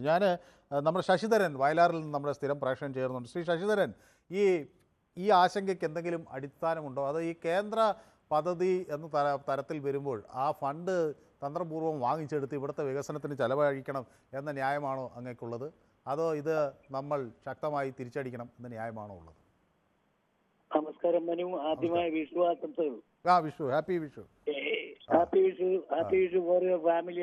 ഓക്കെ, പിന്നെ എന്നെ തിരക്കാരും കൂടി ഇല്ലായിരുന്നു. ഞാൻ കുറെ ദിവസമായി നമ്മളെ സംസാരിച്ചിട്ട്. അതെ, ഞാനിപ്പോ എറണാകുളം ലിസി ഹോസ്പിറ്റലിൽ അഡ്മിറ്റ് ആണ്. നിങ്ങളോട് സംസാരിക്കാനും ആശംസ പറയാനാണ് പ്രധാനമായിട്ടും വിളിച്ചത്. എന്താ പറ്റിയത്? ബ്രീത്തിങ് പ്രോബ്ലം ഉണ്ടായി. പിന്നെ ഞാൻ രാത്രി ഇത്തിരി കോംപ്ലിക്കേഷൻ ആയിപ്പോയി. ഇപ്പൊ കുറഞ്ഞുണ്ട്. ശരി. അപ്പൊ പിന്നെ ഞാൻ പറയുന്നത്, ഈ വിഷയത്തില് ഞാൻ ചുരുക്കി പറയാം. നമ്മുടെ റേഷൻ കടയിൽ ചെന്നാലും എവിടെ ചെന്നാലും ഒരു ആർഡിന്റെ ഒരു പരിപാടി ഉണ്ടായാൽ പോലും മുഖ്യമന്ത്രിയുടെയും ഏത് വകുപ്പിന്റെയാണ് ആ മന്ത്രിയുടെ ഒക്കെ പടം വയ്ക്കുന്നില്ലേ? നമ്മള് മന്ത്രി വരുന്നതല്ല, മന്ത്രി പങ്കെടുക്കുന്നുമില്ല, ആരും പങ്കെടുക്കുന്നില്ല. അപ്പൊ പിന്നെ ഇതൊരു വലിയ ആനക്കാര്യമാണോ ഇത്തണത് നമ്മുടെ കേരള സംസ്ഥാനത്തിന് വേണ്ടി വാങ്ങിച്ച് ഈ കൊതിക്കറിവ് അങ്ങോട്ടും ഇങ്ങോട്ടും പറയാതെ പ്രവർത്തിക്കണമെന്ന് മാത്രമാണ് നമുക്ക് പറയാനുള്ളത്. യെസ്, വ്യക്തമാണ് താങ്കളുടെ അഭിപ്രായം. ഏതായാലും ഞാൻ അങ്ങേ പെട്ടെന്ന് അസുഖം മാറി തിരിച്ചു വരണമെന്ന് ഞാൻ ആശംസിക്കുകയാണ്. കാരണം അങ്ങ് പൊതുവേദിയുടെ ഒരു സ്ഥിരം പ്രേക്ഷകനാണ്. ലിസി ആശുപത്രിയിലെ കിടക്കയിലിരുന്നും അങ്ങ് പൊതുവേദി കാണുന്നു എന്ന് പറയുമ്പോൾ അത് അത്ര കണ്ട് ഞങ്ങളെ സ്പർശിക്കുകയാണ്. കാരണം നമ്മൾ അങ്ങനെ പിരിയാൻ കഴിയാത്ത ഒരു സൗഹൃദമായി മാറി എന്നതിൻ്റെ ഒരു കൃത്യമായ ഉദാഹരണമാണ്. ഒരിക്കലും പറ്റില്ല. ശരി, ഓക്കെ. യെസ്, സോ അദ്ദേഹം പെട്ടെന്ന് ആരോഗ്യവാനായി നമുക്കൊപ്പം തിരിച്ചു വരും എന്നാണ് ഞാൻ പ്രതീക്ഷിക്കുന്നത്. ഓക്കെ, ദീപു, ഈ ചില ആളുകൾ പറയുന്നു ഇത് ഒരു 1337 കോടി രൂപ കിട്ടും. ഇത് നമുക്ക് വളരെ അത്യാവശ്യമാണ്. സംസ്ഥാനം വലിയ സാമ്പത്തിക പ്രതിസന്ധിയിലാണെന്ന് എല്ലാവർക്കും അറിയാം. അപ്പോൾ അത് വാങ്ങിയെടുക്കാൻ ഒരു PM ശ്രീ എന്ന പേരിട്ടതുകൊണ്ടോ പ്രധാനമന്ത്രിയുടെ പടം വെച്ചതുകൊണ്ടോ കുഴപ്പമില്ല. ദേശീയ വിദ്യാഭ്യാസ നയത്തിൽ വലിയ പ്രശ്നങ്ങളൊന്നും ഇതുവരെ ചൂണ്ടിക്കാണിക്കപ്പെട്ടിട്ടില്ല. അപ്പോൾ ഇത് വാങ്ങിച്ചുകൂടെ എന്നൊരു ചോദ്യം ഒരു വശത്തുണ്ട്. വാങ്ങിക്കാം എന്ന പകുതി മനസ്സിലാണ് വിദ്യാഭ്യാസ മന്ത്രി എന്നാണ് ഞാൻ മനസ്സിലാക്കുന്നത്. പാടില്ലെന്ന് CPI തറപ്പിച്ച് പറയുന്നു. അപ്പോൾ ഇത് ഒരു ആശയക്കുഴപ്പത്തിലേക്കാണോ കാര്യങ്ങളെ കൊണ്ടെത്തിക്കുന്നത്? ആദ്യമായിട്ട് നമ്മുടെ മനുവിന്റെ സ്റ്റുഡിയോയിലുള്ള മറ്റ് മാധ്യമ പ്രവർത്തകർക്കും നമ്മുടെ കുടുംബത്തിനും, അതായത് പൊതുവേദി കുടുംബത്തിനും വിഷു ആശംസകൾ അറിയിക്കുന്നു. ദീപു നമ്മുടെ എല്ലാവർക്കും ആശംസകളുണ്ട്. ഞാൻ ഇനി പ്രത്യേകം പറയുന്നില്ല. ദീപു നമുക്ക് വേണ്ടി എല്ലാവരെയും ആശംസിക്കാം. Okay, thanks. പിന്നെ നമ്മുടെ ഇപ്പൊ തൊട്ട് സംസാരിച്ച ശശിധരൻ ചേട്ടന്റെ സൗണ്ട് കേൾക്കുമ്പോൾ തന്നെ നമുക്ക് മനസ്സിലാകും അദ്ദേഹത്തിന് ഒരുപാട് ബുദ്ധിമുട്ടുണ്ടെന്ന്. അദ്ദേഹം എത്രയും പെട്ടെന്ന് ഗെറ്റ് വെൽ സൂൺ എന്ന് പറഞ്ഞ് അദ്ദേഹത്തിന്റെ അസുഖം പെട്ടെന്ന് മാറട്ടെ എന്ന് ആശംസിക്കുന്നു. മനു, ഈ വിഷയത്തിലേക്ക് വന്നു കഴിഞ്ഞാൽ ഈ വിദ്യാഭ്യാസം എന്നത് കൺകറന്റ് ലിസ്റ്റിലാണ്. കേരളത്തിനും ഇടപെടാവുന്ന ലിസ്റ്റാണ്, കൺകറന്റ് ലിസ്റ്റ് ആണല്ലോ. അപ്പൊ അതിനകത്ത് തന്നെ നമ്മുടെ ഈ പൊതുവിദ്യാഭ്യാസ രംഗത്ത് മറ്റ് സംസ്ഥാനങ്ങളെക്കാൾ മുൻപന്തിയിലാണ് കേരളമുള്ളത്. അത് അവര് തന്നെ അംഗീകരിച്ച കാര്യമാണ്. നമുക്കും അതിനകത്ത് എന്തെങ്കിലും സംശയമുണ്ടെന്ന് തോന്നുന്നില്ല. ഇവിടെ കേന്ദ്ര ആവിഷ്കൃത പദ്ധതികളുണ്ട്. അതായത് കേരളം കൂടെ നടത്തുന്ന പല ഈ PM ശ്രീ വരുന്നതിന് മുമ്പുള്ളതുണ്ട്. സമഗ്ര ശിക്ഷാ അഭിയാൻ എന്നൊക്കെ പറഞ്ഞിട്ടുള്ളതും നമ്മുടെ ഈ ഫുഡ് കൊടുക്കുന്നതിന്റെ ഒക്കെ ആയിട്ടുള്ളത്. ഈ ഫണ്ട് മുഴുവൻ ഈ PM ശ്രീയിൽ ഒപ്പിടുന്നില്ല എന്നുള്ളത് കൊണ്ട് തടഞ്ഞു വെച്ച ഈ PM ശ്രീയുമായിട്ട് ഒരു ബന്ധവും അതിനില്ല. പക്ഷെ അത് മുഴുവൻ തടഞ്ഞു വെച്ചിരിക്കുകയാണ്. അത് മുഴുവൻ ഏകദേശം 800 കോടിക്ക് രൂപയിൽ മുഴുവൻ തടഞ്ഞു വെച്ചിരിക്കുന്ന ഒരു കാര്യമാണ് നടക്കുന്നത്. അപ്പൊ നമ്മൾ എങ്ങനെയെങ്കിലും കഴുത്തി പിടിച്ചതിനകത്ത് ഒപ്പിടിക്കുക എന്നുള്ളതാണ്. എന്താണ് ഈ പദ്ധതി എന്നുള്ളത് മനു വ്യക്തമാക്കി. 2 സ്കൂളുകളെ ആദ്യം തെരഞ്ഞെടുക്കുന്നു. അങ്ങനെ 350ഓളം സ്കൂളുകൾ വരുമെന്ന് പറയുന്നു. അവിടെ ഇപ്പൊ ഇത് തെറ്റിദ്ധരിപ്പിക്കുകയും നമ്മളെ വളരെ ലളിതവൽക്കരിക്കുന്നുണ്ട്. ഇത് പ്രധാനമന്ത്രി മോഡിയുടെ ഫോട്ടോ വെക്കണം അതുകൊണ്ടാണ് എന്ന് പറയുന്നത്. അങ്ങനെയല്ല, അതൊരു ബ്രാൻഡിങ് ആണ്. ആ ബ്രാൻഡിങ്ങിനെയാണ് കേരളം എതിർക്കുന്നത്. 60% കേന്ദ്രം കൊടുക്കുന്നു, 40% ഇവർ വന്നു. ഇപ്പൊ മോഡിയുടെ അധികാരം കഴിഞ്ഞ് വേറെ വല്ലവരും വന്നു കഴിഞ്ഞാൽ അവരുടെ ഫോട്ടോ വെക്കാമല്ലോ. അതൊന്നും അതിനൊക്കെ വളരെ കുറച്ച് മാത്രമേ ഉള്ളൂ. ബ്രാൻഡിങ് എന്ന് പറയുന്ന സാധനത്തിനെയാണ് എതിർക്കുന്നത്. മാത്രവുമല്ല, ആ 2 സ്കൂളുകളിൽ ഇപ്പൊ അവർ പറയുന്ന ഒരു ബ്ലോക്കിലെ 2 സ്കൂളുകളിൽ കേന്ദ്ര വിദ്യാഭ്യാസ നയത്തിന്റെ ഭാഗമായുള്ള കാര്യങ്ങൾ ഉണ്ടാവും. അവിടെ കേന്ദ്ര വിദ്യാഭ്യാസ നയം നമുക്ക് നടപ്പാക്കേണ്ടി വരും. അങ്ങനെ പതുക്കെ മറ്റുള്ള സ്കൂളുകൾ, ഇപ്പൊ ഈ 2 സ്കൂളാണെങ്കിൽ അടുത്ത വർഷം 2 സ്കൂൾ, അങ്ങനെ വ്യാപിച്ച് കേരളത്തിന്റെ മാത്രമല്ല സംസ്ഥാനങ്ങളുടെ പൊതുവിദ്യാഭ്യാസ നയത്തെ മുഴുവൻ കാർന്നെടുക്കുന്ന രീതിയിലേക്കാണ് ഇത് പോകുന്നത്. മാത്രമല്ല, ഇപ്പൊ കേരളം നമ്മൾ കടമെടുത്ത് കിഫ്ബി വഴിയാണ് നമ്മുടെ സ്കൂളുകൾ നന്നാക്കിയത്. അപ്പൊ ഇനി ഈ സ്കൂളുകൾ തെരഞ്ഞെടുക്കുമ്പോൾ എന്താണ്, അവിടെ ഇൻഫ്രാസ്ട്രക്ചർ റെഡിയാണ്. അപ്പൊ ഈ പറയുന്ന പണം നമുക്ക് കിട്ടില്ല. അതിന്റെ അതൊക്കെ മാറ്റിയിട്ട് ബാക്കിയുള്ള കാര്യങ്ങൾക്ക് മാത്രമുള്ള പണമാണ് കിട്ടുക. അപ്പം ചുരുക്കത്തിൽ കേരളത്തിന്റെയും മാത്രമല്ല മറ്റ് സംസ്ഥാനങ്ങളുടെ ഫെഡറൽ സംവിധാനത്തിന്റെ ആ സംസ്ഥാനങ്ങൾക്ക് എന്താണ് ആവശ്യം, ആ ആവശ്യത്തെയല്ല ഒരു ദേശീയ തലത്തിൽ മൊത്തത്തിലുള്ള ഒരു സാഹചര്യത്തിൽ എങ്ങനെയാണ് സംസ്ഥാനങ്ങളെ കാണാൻ. ഇപ്പൊ ഉത്തർപ്രദേശിലെ സ്കൂളിന്റെ പോലെ നടപ്പാക്കുന്ന പോലെ കേരളത്തിലെ സ്കൂളിന്റെ നടപ്പാക്കാൻ പറ്റുമോ? ഇവിടെ ഇവിടെ കേരളം ഇത് നേരത്തെ തന്നെ ഈ 3 വർഷമായിട്ട് ഒപ്പിടുന്നില്ല. എന്തുകൊണ്ട് ഒപ്പിടുന്നില്ല? നമ്മൾ അത് എങ്ങനെയെങ്കിലും ഇത് കേരളത്തിന്റെ മാത്രമായി നിൽക്കണം, അല്ലെങ്കിൽ ആ സംസ്ഥാനത്തിന് വേണ്ടി മാത്രമായി ആവശ്യമായിട്ടുള്ള സാഹചര്യങ്ങൾ ഒരുക്കി മുന്നോട്ട് പോകണമെന്ന് പറഞ്ഞ് നമ്മൾ മുന്നോട്ട് പോകുമ്പോൾ മറ്റുള്ള രീതിയിൽ നമുക്ക് കടമെടുക്കാനും കിഫ്ബിയെ സംസ്ഥാന ബഡ്ജറ്റിന്റെ പരിധി കൊണ്ടുവരാനുള്ള ശ്രമങ്ങൾ നടത്തി നമ്മുടെ കടമെടുപ്പ് പരിധി കുറയ്ക്കുന്നു. ഇങ്ങനെ കേരളത്തിനെ ആ വഴിക്ക് ഇതാക്കുന്നു. ഇവിടെ ഇതുമായി ബന്ധമില്ലാത്ത മറ്റ് പദ്ധതികളുടെ പണം തരാതിരിക്കുന്നു. ഇങ്ങനെ കേരളത്തെ അടിമുടി അതുപോലുള്ള ബംഗാള് പിന്നെ തമിഴ്നാട് ഇതുപോലുള്ള സംസ്ഥാനങ്ങളുടെ കഴുത്ത് ഞെക്കി പിടിച്ചുകൊണ്ട് അവരുടെ നയങ്ങൾ നടപ്പാക്കാനുള്ള ശ്രമമാണെന്ന് നടപ്പാക്കുന്നത്. അപ്പൊ നമ്മുടെ ചരിത്രം തന്നെ ഇല്ലാതാക്കുന്ന ശ്രമങ്ങൾ നമ്മൾ തന്നെ പലപ്പോഴായിട്ട് വായിച്ചിട്ടില്ലേ ഈ കേന്ദ്ര സർക്കാരിന്റെ പാർട്ടി ഭരിക്കുന്ന സംസ്ഥാനങ്ങളിൽ.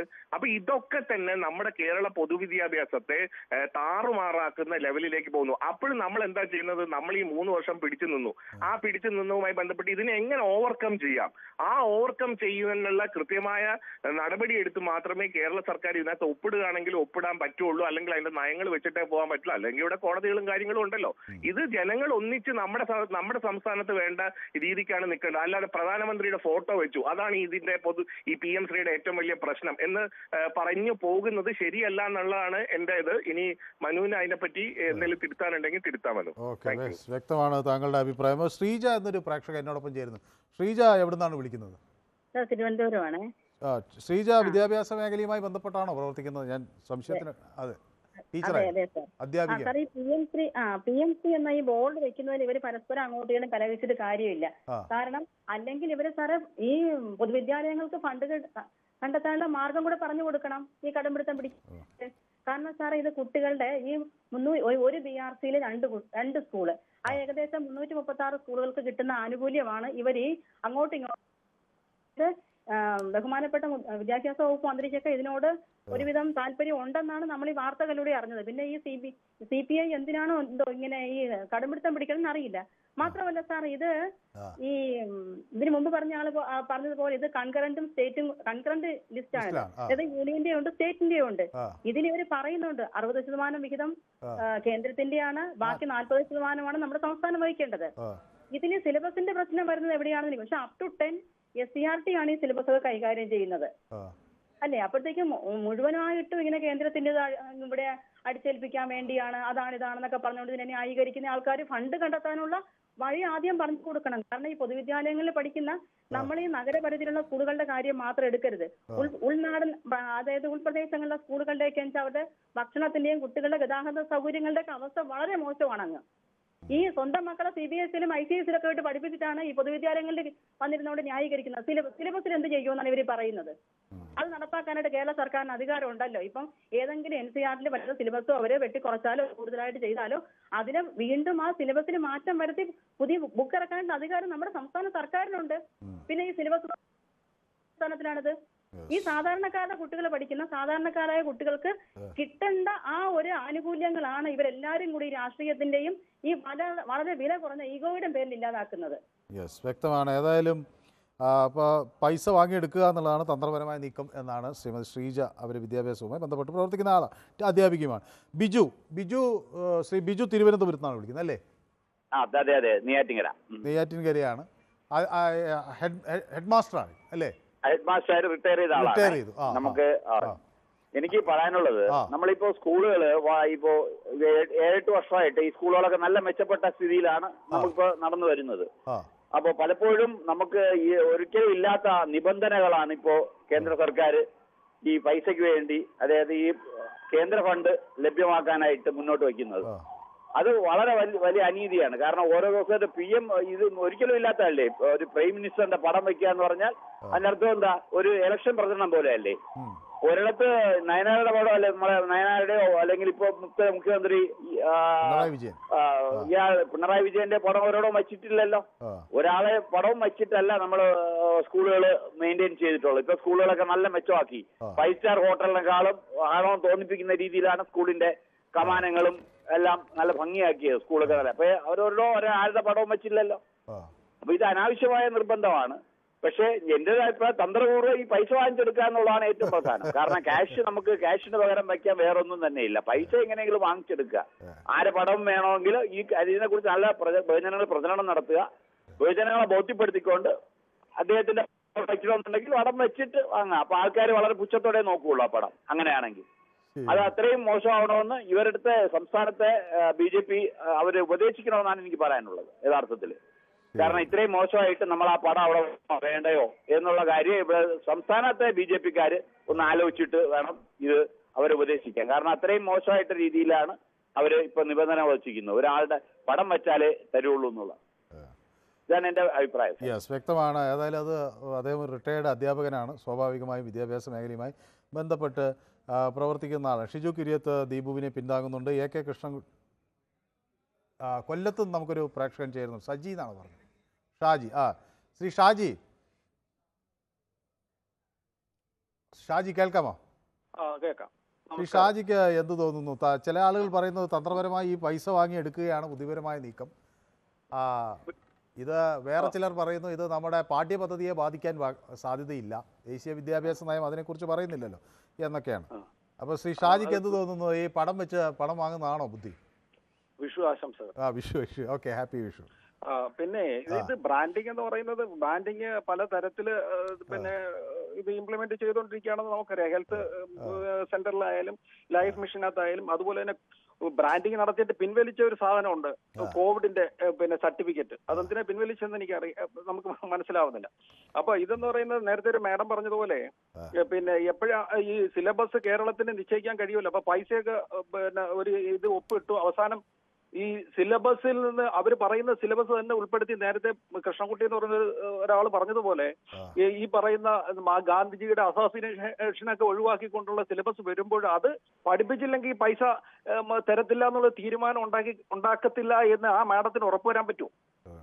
പറയാൻ പറ്റുമോ? അല്ല, തൽക്കാലം പൈസ വാങ്ങിയ സിലബസ് വരുമ്പോൾ നോക്കിയാൽ പോരെ? അല്ല, അത് അത്ര അങ്ങനെ തരുമെന്ന് വിശ്വാസം മനുവിനുണ്ടോ? അപ്പൊ ഞാൻ പറയുന്നത് ഇതെന്ന് പറയുന്ന തനി ഇലക്ഷൻ പ്രചരണം തന്നെയാണ്. ഇത് മാഡം പറഞ്ഞതുപോലെ ഈ നഗര കേന്ദ്രീകരിച്ചുള്ള സ്കൂളുകളിൽ മാത്രമല്ല സൗകര്യങ്ങളുള്ളത്, ഉൾപ്രദേശങ്ങളിലുള്ള സ്കൂളുകളിലെല്ലാം നല്ല സജ്ജീകരണങ്ങളുണ്ട്, പിന്നെ സൗകര്യങ്ങളുണ്ട്. അവിടെ എല്ലാം MLA-മാരുണ്ട്, അവരെല്ലാം ചോദിച്ച് മേടിക്കുന്നുണ്ട്. പിന്നെ യാത്രാ സൗകര്യങ്ങളും ബസ്സുകളും എല്ലാം MLA-യുടെയും MP-യുടെയും ഫണ്ടിൽ നിന്നൊക്കെ ഈ പിന്നെ ഉൾപ്രദേശങ്ങളിലുള്ള ബഹുഭൂരിപക്ഷം സ്കൂളിലേക്കും പോകുന്നുണ്ട്. ആ മാഡം നഗരത്തിൽ മാത്രം ഒതുങ്ങി ജീവിക്കുന്നതുകൊണ്ട് ഒരുപക്ഷെ തോന്നുന്നതായിരിക്കും. അതോടെ നിൽക്കട്ടെ. പിന്നെ ഞാൻ പറയുന്നത് ബ്രാൻഡിങ് വരികയാണെങ്കിൽ പെട്രോൾ പമ്പിലും ഗ്യാസിന്റെ പിന്നെ ഗോഡൌണിലും ഗ്യാസിന്റെ ഓഫീസുകളിലും എല്ലാം ബ്രാൻഡിങ് ഉണ്ടാവണം. ഇതും നമ്മുടെ സംഭാവനയാണെന്ന് കേട്ടോ, അതും ഉണ്ടാവണം. എന്നാലേ ഇത് പൂർത്തിയാകത്തുള്ളൂ. ഇതെന്ന് പറയുന്നത് തനി ഇലക്ഷൻ പ്രചരണമാണ്, ഈ രാഷ്ട്രീയ പ്രചരണമാണ്. അത് മനസ്സിലാക്കാൻ ഈ പാഴൂർ പഠിക്കലൊന്നും പോകണ്ട. ഇത് മറ്റ് പിന്നെ കൃഷ്ണൻകുട്ടിയും പിന്നെ ദീപു എന്ന് പറയുന്ന സുഹൃത്തുമൊക്കെ പറഞ്ഞതാണ് എന്റെ മനസ്സിന് തോന്നിയ ആശങ്കകൾ. അതുകൊണ്ട് ഞാൻ അത് ആവർത്തിക്കുന്നില്ല. യെസ്, വ്യക്തമാണ് താങ്കളുടെ അഭിപ്രായം. തോമസ് മാത്തൻ എന്നോടൊപ്പം ചേർന്നിട്ടുണ്ട്. സ്കൂളുകൾ വൃത്തിയാക്കി, വിദ്യാഭ്യാസം വൃത്തികേടായി എന്ന് തോമസ് മാത്തൻ പറയുന്നത് അങ്ങനെയുണ്ടോ? ഞാൻ വിചാരിക്കുന്നത് സ്കൂളുകളൊക്കെ നല്ല രീതിയിൽ പ്രവർത്തിക്കുന്നു എന്നാണ്. ഏതായാലും +2-ന് മൊത്തം A+ മേടിച്ച എന്നും ഒരുത്തനും എഴുതാനും വായിക്കാനും അറിയില്ലെന്നൊരു പരാമർശം ഇടയ്ക്ക് വന്നല്ലോ നേരത്തെ. അപ്പോൾ അത് ചൂണ്ടിക്കാണിച്ചുകൊണ്ടാണ് തോമസ് മാത്തൻ പറയുന്നു. ഓക്കെ, AK കൃഷ്ണൻകുട്ടി പറയുന്നത് പൈസ വാങ്ങിയാൽ അവരുടെ കഷത്ത് തല വയ്ക്കുന്നതിന് തുല്യമായിരിക്കും എന്ന് പറയുന്നു. കൃഷ്ണദാസ് പൈസ വാങ്ങിക്കണമെന്ന നിലപാടാണ്. അജിത് നായർ പറയുന്നത് ഇന്ത്യൻ പ്രധാനമന്ത്രിയുടെ പടം വയ്ക്കുന്നത് അഭിമാനമാണ് എന്ന് പറയുന്നു. ഷിജു കുര്യത്ത് അത് എന്നോട് പറയുന്നത് രാജഗോപാലിനെ പോലുള്ള ആളുകൾക്ക് കൂടുതൽ സമയം കൊടുക്കണം എന്നാണ് പറയുന്നത്. അവർ വിദ്യാഭ്യാസ രംഗവുമായിട്ട് ബന്ധപ്പെട്ട് പ്രവർത്തിക്കുന്ന ആളുകളായതുകൊണ്ട് നിറയെ പേർ എനിക്ക് ഹാപ്പി വിഷു ആശംസിക്കുന്നുണ്ട്. സുബ്രു പറയുന്നത് mixing politics with everything and delayed the good schemes and self praising Keralam number 1 എന്നാണ് പറയുന്നത്. അപ്പോൾ രാഷ്ട്രീയം ഇത് കലർത്തുന്നു. കേരളത്തെ നമ്മൾ സെൽഫ് പ്രൈസ് ചെയ്യുക എന്ന് വെച്ചാൽ സ്വയം പൂഴ്ത്തി അത് നമ്പർ 1 ആണെന്ന് പറയുന്നു എന്നാണ് സുബ്രുവിൻ്റെ ആരോപണം. രാഷ്ട്രീയം എല്ലാത്തിലും കൂടിക്കലർത്തുന്നു എന്ന് സുബ്രു ആരോപിക്കുന്നു. സുനിൽകുമാർ പറയുന്നു ഉച്ചഭക്ഷണത്തിനുള്ള പൈസ കൊടുക്കാനില്ലാത്തൊരു സർക്കാരിന് ഒന്നും പറയാൻ അർഹതയില്ല എന്ന് പറയുന്നുണ്ട്. ഓക്കെ, അങ്ങനെ നിരവധി ആളുകൾ ഇത് പറയുന്നുണ്ട്. എനിക്ക് ഹാപ്പി വിഷു ധാരാളം പേർ അയക്കുന്നുണ്ട്. എല്ലാവർക്കും ഞാനും എൻ്റെ ഹാപ്പി വിഷു അറിയിക്കുകയാണ്. നാളെ നിറയെ കൈനീട്ടങ്ങളൊക്കെ കിട്ടട്ടെ എന്ന് ഞാനും നിങ്ങൾക്ക് ആശംസകൾ നൽകുകയാണ്. ഞാനൊക്കെ സ്കൂളിൽ നിന്നാണ് നമ്മുടെ പ്രസിഡന്റ്, പ്രധാനമന്ത്രി എന്നിവരെ പറ്റി കൂടുതൽ മനസ്സിലാക്കിയത്. അവരുടെയൊക്കെ ഫോട്ടോകളും എന്നും സ്കൂളിൽ ഉണ്ടായിരുന്നു. ഇന്ന് എല്ലാം രാഷ്ട്രീയമായി പോയി എന്ന് നന്ദകുമാർ പറയുന്നു. ഓക്കെ, സതീശൻ പുലിയൂർ പറയുന്നു ഉത്തമ പൗരനെ സൃഷ്ടിക്കാനും അതിനോടൊപ്പം അറിവ് നേടാനുമാകണം വിദ്യാഭ്യാസം. അതിന് പാഠ്യപദ്ധതിയിൽ മാറ്റം ആവശ്യമെങ്കിൽ അത് ചെയ്യണം. കേന്ദ്രവും സംസ്ഥാനവും എന്ന വേർതിരിവ് വേണ്ട എന്ന് അദ്ദേഹം പറയുകയും ചെയ്യുന്നു. അങ്ങനെ നിരവധി പേർ നമുക്കൊപ്പം ചേർന്നിട്ടുണ്ട്. കോട്ടയത്ത് നമ്മുടെ ഒരു പ്രേക്ഷകൻ സുരേഷ്, ശ്രീ സുരേഷ് കോട്ടയത്ത് നിന്നാണ് വിളിക്കുന്നത്. ശ്രീ സുരേഷ് വിദ്യാഭ്യാസ രംഗവുമായി ബന്ധപ്പെട്ട് പ്രവർത്തിക്കുന്ന ആളാണോ? അല്ല സാറേ, ഞാൻ എൻ്റെ പിള്ളേർ പഠിക്കുന്നുണ്ട്. സാറേ ഇത് എന്നെന്ന് വെച്ചാൽ ഇതിനകത്ത് പറയാനുള്ളതെന്ന് വെച്ചാൽ ഇത് ഈ പ്രധാനമന്ത്രി അല്ല ഏത് മന്ത്രികളും കേന്ദ്രത്തിൽ ഇരിക്കുന്നവർ ഇപ്പൊ പറയാനുള്ള കാരണം ഇത് ഫണ്ട് വരുന്നതെല്ലാം വകമാറ്റി ചിലവഴിക്കാറ്. ഓരോ സംസ്ഥാനവും അവർക്ക് തോന്നുന്ന പോലെ ചിലവാക്കിയിട്ട് അവസാനം കടമെടുത്തു പറയുന്നത്. അതാണ് ഓരോ പ്രസ്ഥാനത്തിനും ഓരോ കൊടുക്കുന്ന അതാത് ആ ഫണ്ട് അതിൽ നിന്ന് വിനിയോഗിക്കണം എന്നുള്ള കണക്കൂട്ടിൽ തന്നെയാണ് ഇങ്ങനെയൊക്കെ പറയാനുള്ള കാരണം. പിന്നെ ഇത്രയും ബുദ്ധി വ്യക്തമാണ്, താങ്കളുടെ അഭിപ്രായം വ്യക്തമാണ്. ഏതായാലും ദേശീയ രാജീവ് എന്നൊരു പ്രേക്ഷകൻ കൂടി നമുക്കൊപ്പം ചേരുന്നു. രാജീവ് വിദ്യാഭ്യാസ മേഖലയുമായി ബന്ധപ്പെട്ട് പ്രവർത്തിക്കുന്ന ആളാണോ?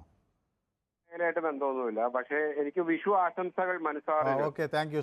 ശരി, നമുക്ക് അടുത്ത പ്രേക്ഷകനിലേക്ക് പോവാം. ദേശീയ വിദ്യാഭ്യാസ നയത്തിൻ്റെ പുരോഗതിയുടെയും പ്രദർശന കേന്ദ്രം കൂടിയാണ് ഈ സ്കൂളുകൾ എന്ന തരത്തിൽ പറയുന്നത്. ഓക്കെ, ഗംഗാധരൻ കോട്ടയത്ത് നിന്ന് നമുക്കിപ്പം ചേരുന്നു. Shri Gangadharan, hello. Happy Vishu. Happy Vishu. Yes. അദ്ദേഹത്തിന്റെ ഫോട്ടോ വയ്ക്കണമെന്ന് എനിക്ക് തോന്നുന്നില്ല. PMC എന്ന് എഴുതിയാൽ മതിയാകുമെന്ന് തോന്നുന്നു. അങ്ങനെ എഴുതിയില്ല, പൈസ മേടിച്ചെടുക്കുക. പിന്നെ നമ്മുടെ വിദ്യാഭ്യാസം എന്ന് പറയുന്നത് ഇപ്പോഴത്തെ യുവാക്കൾ മുഴുവനും കഞ്ചാവിനും മയക്കുമരുന്നിനും അടിമകളാണ്. നമ്മുടെ വിദ്യാഭ്യാസ മന്ത്രിക്ക് പോലും കണക്കുകൾ കൂട്ടി വായിക്കാൻ പാടില്ലാത്തൊരു മന്ത്രിയാണ് നമ്മുടെ വിദ്യാഭ്യാസ മന്ത്രി. ഇതൊക്കെ ഒന്ന് കണക്കെടുക്കണം. 35 വർഷം പശ്ചിമ ബംഗാൾ ഭരിച്ചിട്ട് അവിടെ എന്ത് വിദ്യാഭ്യാസ പുരോഗതിയാണ് ഉണ്ടായിട്ടുള്ളതെന്നും ഈ പറയണവരെന്ന് പറഞ്ഞാൽ കൊള്ളാം. യെസ്, വ്യക്തമാണ് താങ്കളുടെ അഭിപ്രായം. ബാംഗ്ലൂരിൽ നിന്ന് നമ്മുടെ ഒരു പ്രേക്ഷകൻ നമുക്കൊപ്പം ചേരുന്നുണ്ട്. ശ്രീ സഹദേവൻ, നമസ്കാരം. മനോ, വിഷു ആശംസകൾ. ഹാപ്പി വിഷു. ഏതായാലും ബാംഗ്ലൂരിൽ ഞങ്ങളുടെ പൊതുവേദി അവിടെ നമ്മൾ നമുക്കൊപ്പം പൊതുവേദിയിൽ ചേർന്നു എന്നറിഞ്ഞതിൽ സന്തോഷം. അവിടെ നിങ്ങൾക്ക് അവധിയൊക്കെ ഉണ്ടോ വിഷുവോട് അനുബന്ധിച്ച്? വിഷുവിന് അങ്ങനെ പൊതുവെ അവധിയില്ല, എന്നാലും നമ്മളൊക്കെ ലീവ് എടുക്കും. ശരി, ലീവ് കിട്ടും അല്ലേ? അതെ. ഇത് ഈ ഇപ്പൊ നിങ്ങൾ പറഞ്ഞു വന്ന വിഷയത്തെ കുറിച്ച് ഒരു കാര്യം പറയുന്നത് വെച്ചാൽ, ഈ നമ്മള് എല്ലാത്തിനും രാഷ്ട്രീയം കാണുന്നുണ്ടെങ്കിലും ഇത്തരം കാര്യങ്ങളിൽ കുറച്ച് രാഷ്ട്രീയം പിന്നെ രണ്ടാമത്താക്കി വെച്ചിട്ട് സംസ്ഥാന താല്പര്യം നോക്കുക വേണ്ടെന്നുള്ളതിന്റെ കാരണം. നമുക്ക് പെട്ടെന്നൊന്നും ഈ പറഞ്ഞ പോലെ കേന്ദ്രത്തിൽ ഉള്ള ഭരണത്തെ മാറ്റാനോ അല്ലെങ്കിൽ അവരുടെ രീതിയിലേക്ക് എന്താ പറയുക അതിനെ എതിർത്ത് നിൽക്കുക എന്ന് പറഞ്ഞാൽ പലപ്പോഴും ഒരുപാട് ക്ഷീണം മാത്രമേ ഉണ്ടാക്കും. നമ്മൾ സംസ്ഥാന താല്പര്യം നോക്കാതെ വന്നതുകൊണ്ട് അതുകൊണ്ടല്ലേ മുന്നേ നമുക്ക് വ്യക്തമായിട്ട് പിന്തുണ കൊടുക്കാൻ പറ്റിയിരുന്ന ഭരണം ഉണ്ടായിരുന്നപ്പോൾ പോലും കേരളത്തിന് വേണ്ട കാര്യങ്ങൾ നമ്മൾ നല്ലപോലെ നേടിയെടുത്തിട്ടില്ല. അതുകൊണ്ടാണ് നമ്മുടെ IT ഉൾപ്പെടെ ഉള്ള ബസ് ഒക്കെ വിട്ടുപോയത്. ഇത് ഈ പൊതുവിദ്യാഭ്യാസത്തിന്റെ കാര്യത്തിലാണെങ്കിലും പതിറ്റാണ്ടുകൾ നമ്മൾ ഇവിടെ കർണാടകത്തിലൊക്കെ വന്നിട്ടാണ് നമ്മുടെ കുട്ടികളെല്ലാം പഠിച്ചിട്ടുണ്ട്. ഇപ്പോഴും അങ്ങനെ ഞങ്ങൾ അന്നേരം അതിനുള്ള ഇൻഫ്രാസ്ട്രക്ചർ ഒന്നും നമുക്ക് കേരളത്തിൽ ഉണ്ടാക്കിയെടുക്കാൻ പറ്റാതെ നമ്മുടെ സംസ്ഥാനത്തുള്ള കാര്യങ്ങൾ പുറത്തേക്ക് ഒഴുകി പോകുന്ന സാഹചര്യം ഉള്ളപ്പോൾ കേന്ദ്രത്തിന്റെ പദ്ധതിയിൽ നിന്ന് വാങ്ങിയെടുക്കണം. പിന്നെ വേറെ ചെയ്യാവുന്ന കാര്യം എന്ന് പറഞ്ഞാൽ നമ്മൾ സാക്ഷരതയിൽ വളരെ മുന്നിൽ നിന്നിരുന്ന കാലത്തും ആ സാക്ഷരത അല്ല അതിന് മുകളിലേക്ക്, അതേപോലെ പെൺകുട്ടികളുടെ വിദ്യാഭ്യാസം അതൊക്കെ പണ്ടേ തന്നെ നമ്മൾ അതിന്റെ ടാർഗറ്റ് അച്ചീവ് ചെയ്തവരാണെങ്കിലും അന്നേരം കേന്ദ്രത്തിനോട് വേണ്ട രീതിയിൽ പറഞ്ഞിട്ട് അതിന് ഫർദർ കാര്യങ്ങൾ നമ്മൾ നേടിയെടുക്കണമായിരുന്നു. അതൊന്നും ചെയ്തില്ല. അന്നേരം ഇതിനകത്തുനിന്ന് തന്ത്രപരമായിട്ട് കിട്ടാവുന്നത് എന്താണെന്ന് വെച്ചാൽ വാങ്ങിയെടുക്കുക. പിന്നെ ഇത് ഏതെങ്കിലും രാഷ്ട്രീയ നേതാവിന്റെ അല്ലല്ലോ, ഒരു പക്ഷേ PM-ന്റെ വയ്ക്കുന്നുണ്ടെങ്കിൽ നാളെ വേറൊരു PM വന്നു കഴിഞ്ഞാൽ ആ PM-ന്റെ കൂടെ ആയിരിക്കുമല്ലോ ഇതിന് വരുന്നത്. അതുകൊണ്ട് അങ്ങനെയൊക്കെ വെച്ചിട്ട് ഇതിനെ ഒരുപാട് വാശി പിടിക്കാതെ കിട്ടുന്ന പൈസ വാങ്ങിയെടുക്കുന്നതാണ് അതിന്റെ ഒരു ശരിയായ വഴിയെന്ന് എനിക്ക് തോന്നുന്നു. യെസ്, വളരെ വളരെ വ്യക്തമാണ്. ഏതായാലും ബാംഗ്ലൂരിലിരിക്കുന്ന എല്ലാ മലയാളികൾക്കും പ്രത്യേകിച്ച് നമ്മുടെ ശ്രീ സഹദേവൻ്റെ സുഹൃത്തുക്കൾക്കുമൊക്കെ പൊതുവേദി അവരുടെ വിഷു ഗംഭീരമാകട്ടെ എന്ന് ആശംസിക്കുകയാണ്. എനിക്ക് നിറയെ പേർ വിഷു ആശംസകൾ നൽകുന്നുണ്ട്. അജിത് നായർ എനിക്ക് വിഷു ആശംസകൾ ഒക്കെ അയച്ചിട്ടുണ്ട്. അതുപോലെ ജയകുമാർ എന്നെ ഉപേക്ഷിച്ചോ എന്നൊക്കെ ചോദിക്കുന്നുണ്ട്. ഇല്ല, ജയകുമാർ നമ്മുടെ സ്ഥിരം പ്രേക്ഷകനാണ്. ഓക്കെ, ഈ വിഷയം ഞങ്ങൾ യൂട്യൂബിലും പ്രേക്ഷകർക്ക് മുന്നിൽ ചർച്ചയ്ക്ക് വെച്ചിരുന്നു. പ്രധാനമന്ത്രിയുടെ ഫോട്ടോ PM ശ്രീ പദ്ധതി ഉപേക്ഷിക്കണോ എന്ന് ഭയന്ന് PM ശ്രീ പദ്ധതി ഉപേക്ഷിക്കണോ എന്ന ചോദ്യത്തിൽ 33% ആളുകൾ പണം കിട്ടിയാലും ഈ പദ്ധതി വേണ്ട എന്ന നിലപാട്. പക്ഷേ 67% ആളുകൾ പണം വാങ്ങിച്ചെടുക്കുക അത് നമുക്ക് അവകാശപ്പെട്ടതാണ് എന്ന നിലപാടാണ് സ്വീകരിച്ചിരിക്കുന്നത്. ഏതായാലും അത് കുറച്ചുകൂടി സങ്കീർണമായൊരു വിഷയമായിരുന്നു. ഇതിൽ നിരവധി വിദ്യാഭ്യാസം രംഗവുമായി ബന്ധപ്പെട്ട് പ്രവർത്തിക്കുന്നവർ പ്രതികരിച്ചു എന്നത് ശ്രദ്ധേയം. ഒപ്പം തന്നെ മറ്റ് സംസ്ഥാനങ്ങളിൽ നിന്നുള്ളവരും പൊതുവേദിയിലേക്ക് പ്രതികരണങ്ങളുമായി എത്തുന്നുണ്ട്. അപ്പോൾ കേരളത്തിന് പുറത്തും രാജ്യത്തിന് പുറത്തുമൊക്കെ ആളുകൾ പൊതുവേദി കാണുന്നു എന്നറിയുമ്പോൾ തന്നെ അത് വലിയൊരു സന്തോഷം. അപ്പോൾ എല്ലാവർക്കും നന്മ നിറഞ്ഞ ഒരു വിഷു ആശംസിക്കുകയാണ്. സമൃദ്ധിയുടെ ഒരു വിഷു ആകട്ടെ പുലരുന്നത്. ഇന്നത്തെ പൊതുവേദി ഇവിടെ സമാപിക്കുന്നു. നാളെ മറ്റൊരു വിഷയവുമായി വീണ്ടും കാണാം. നന്ദി.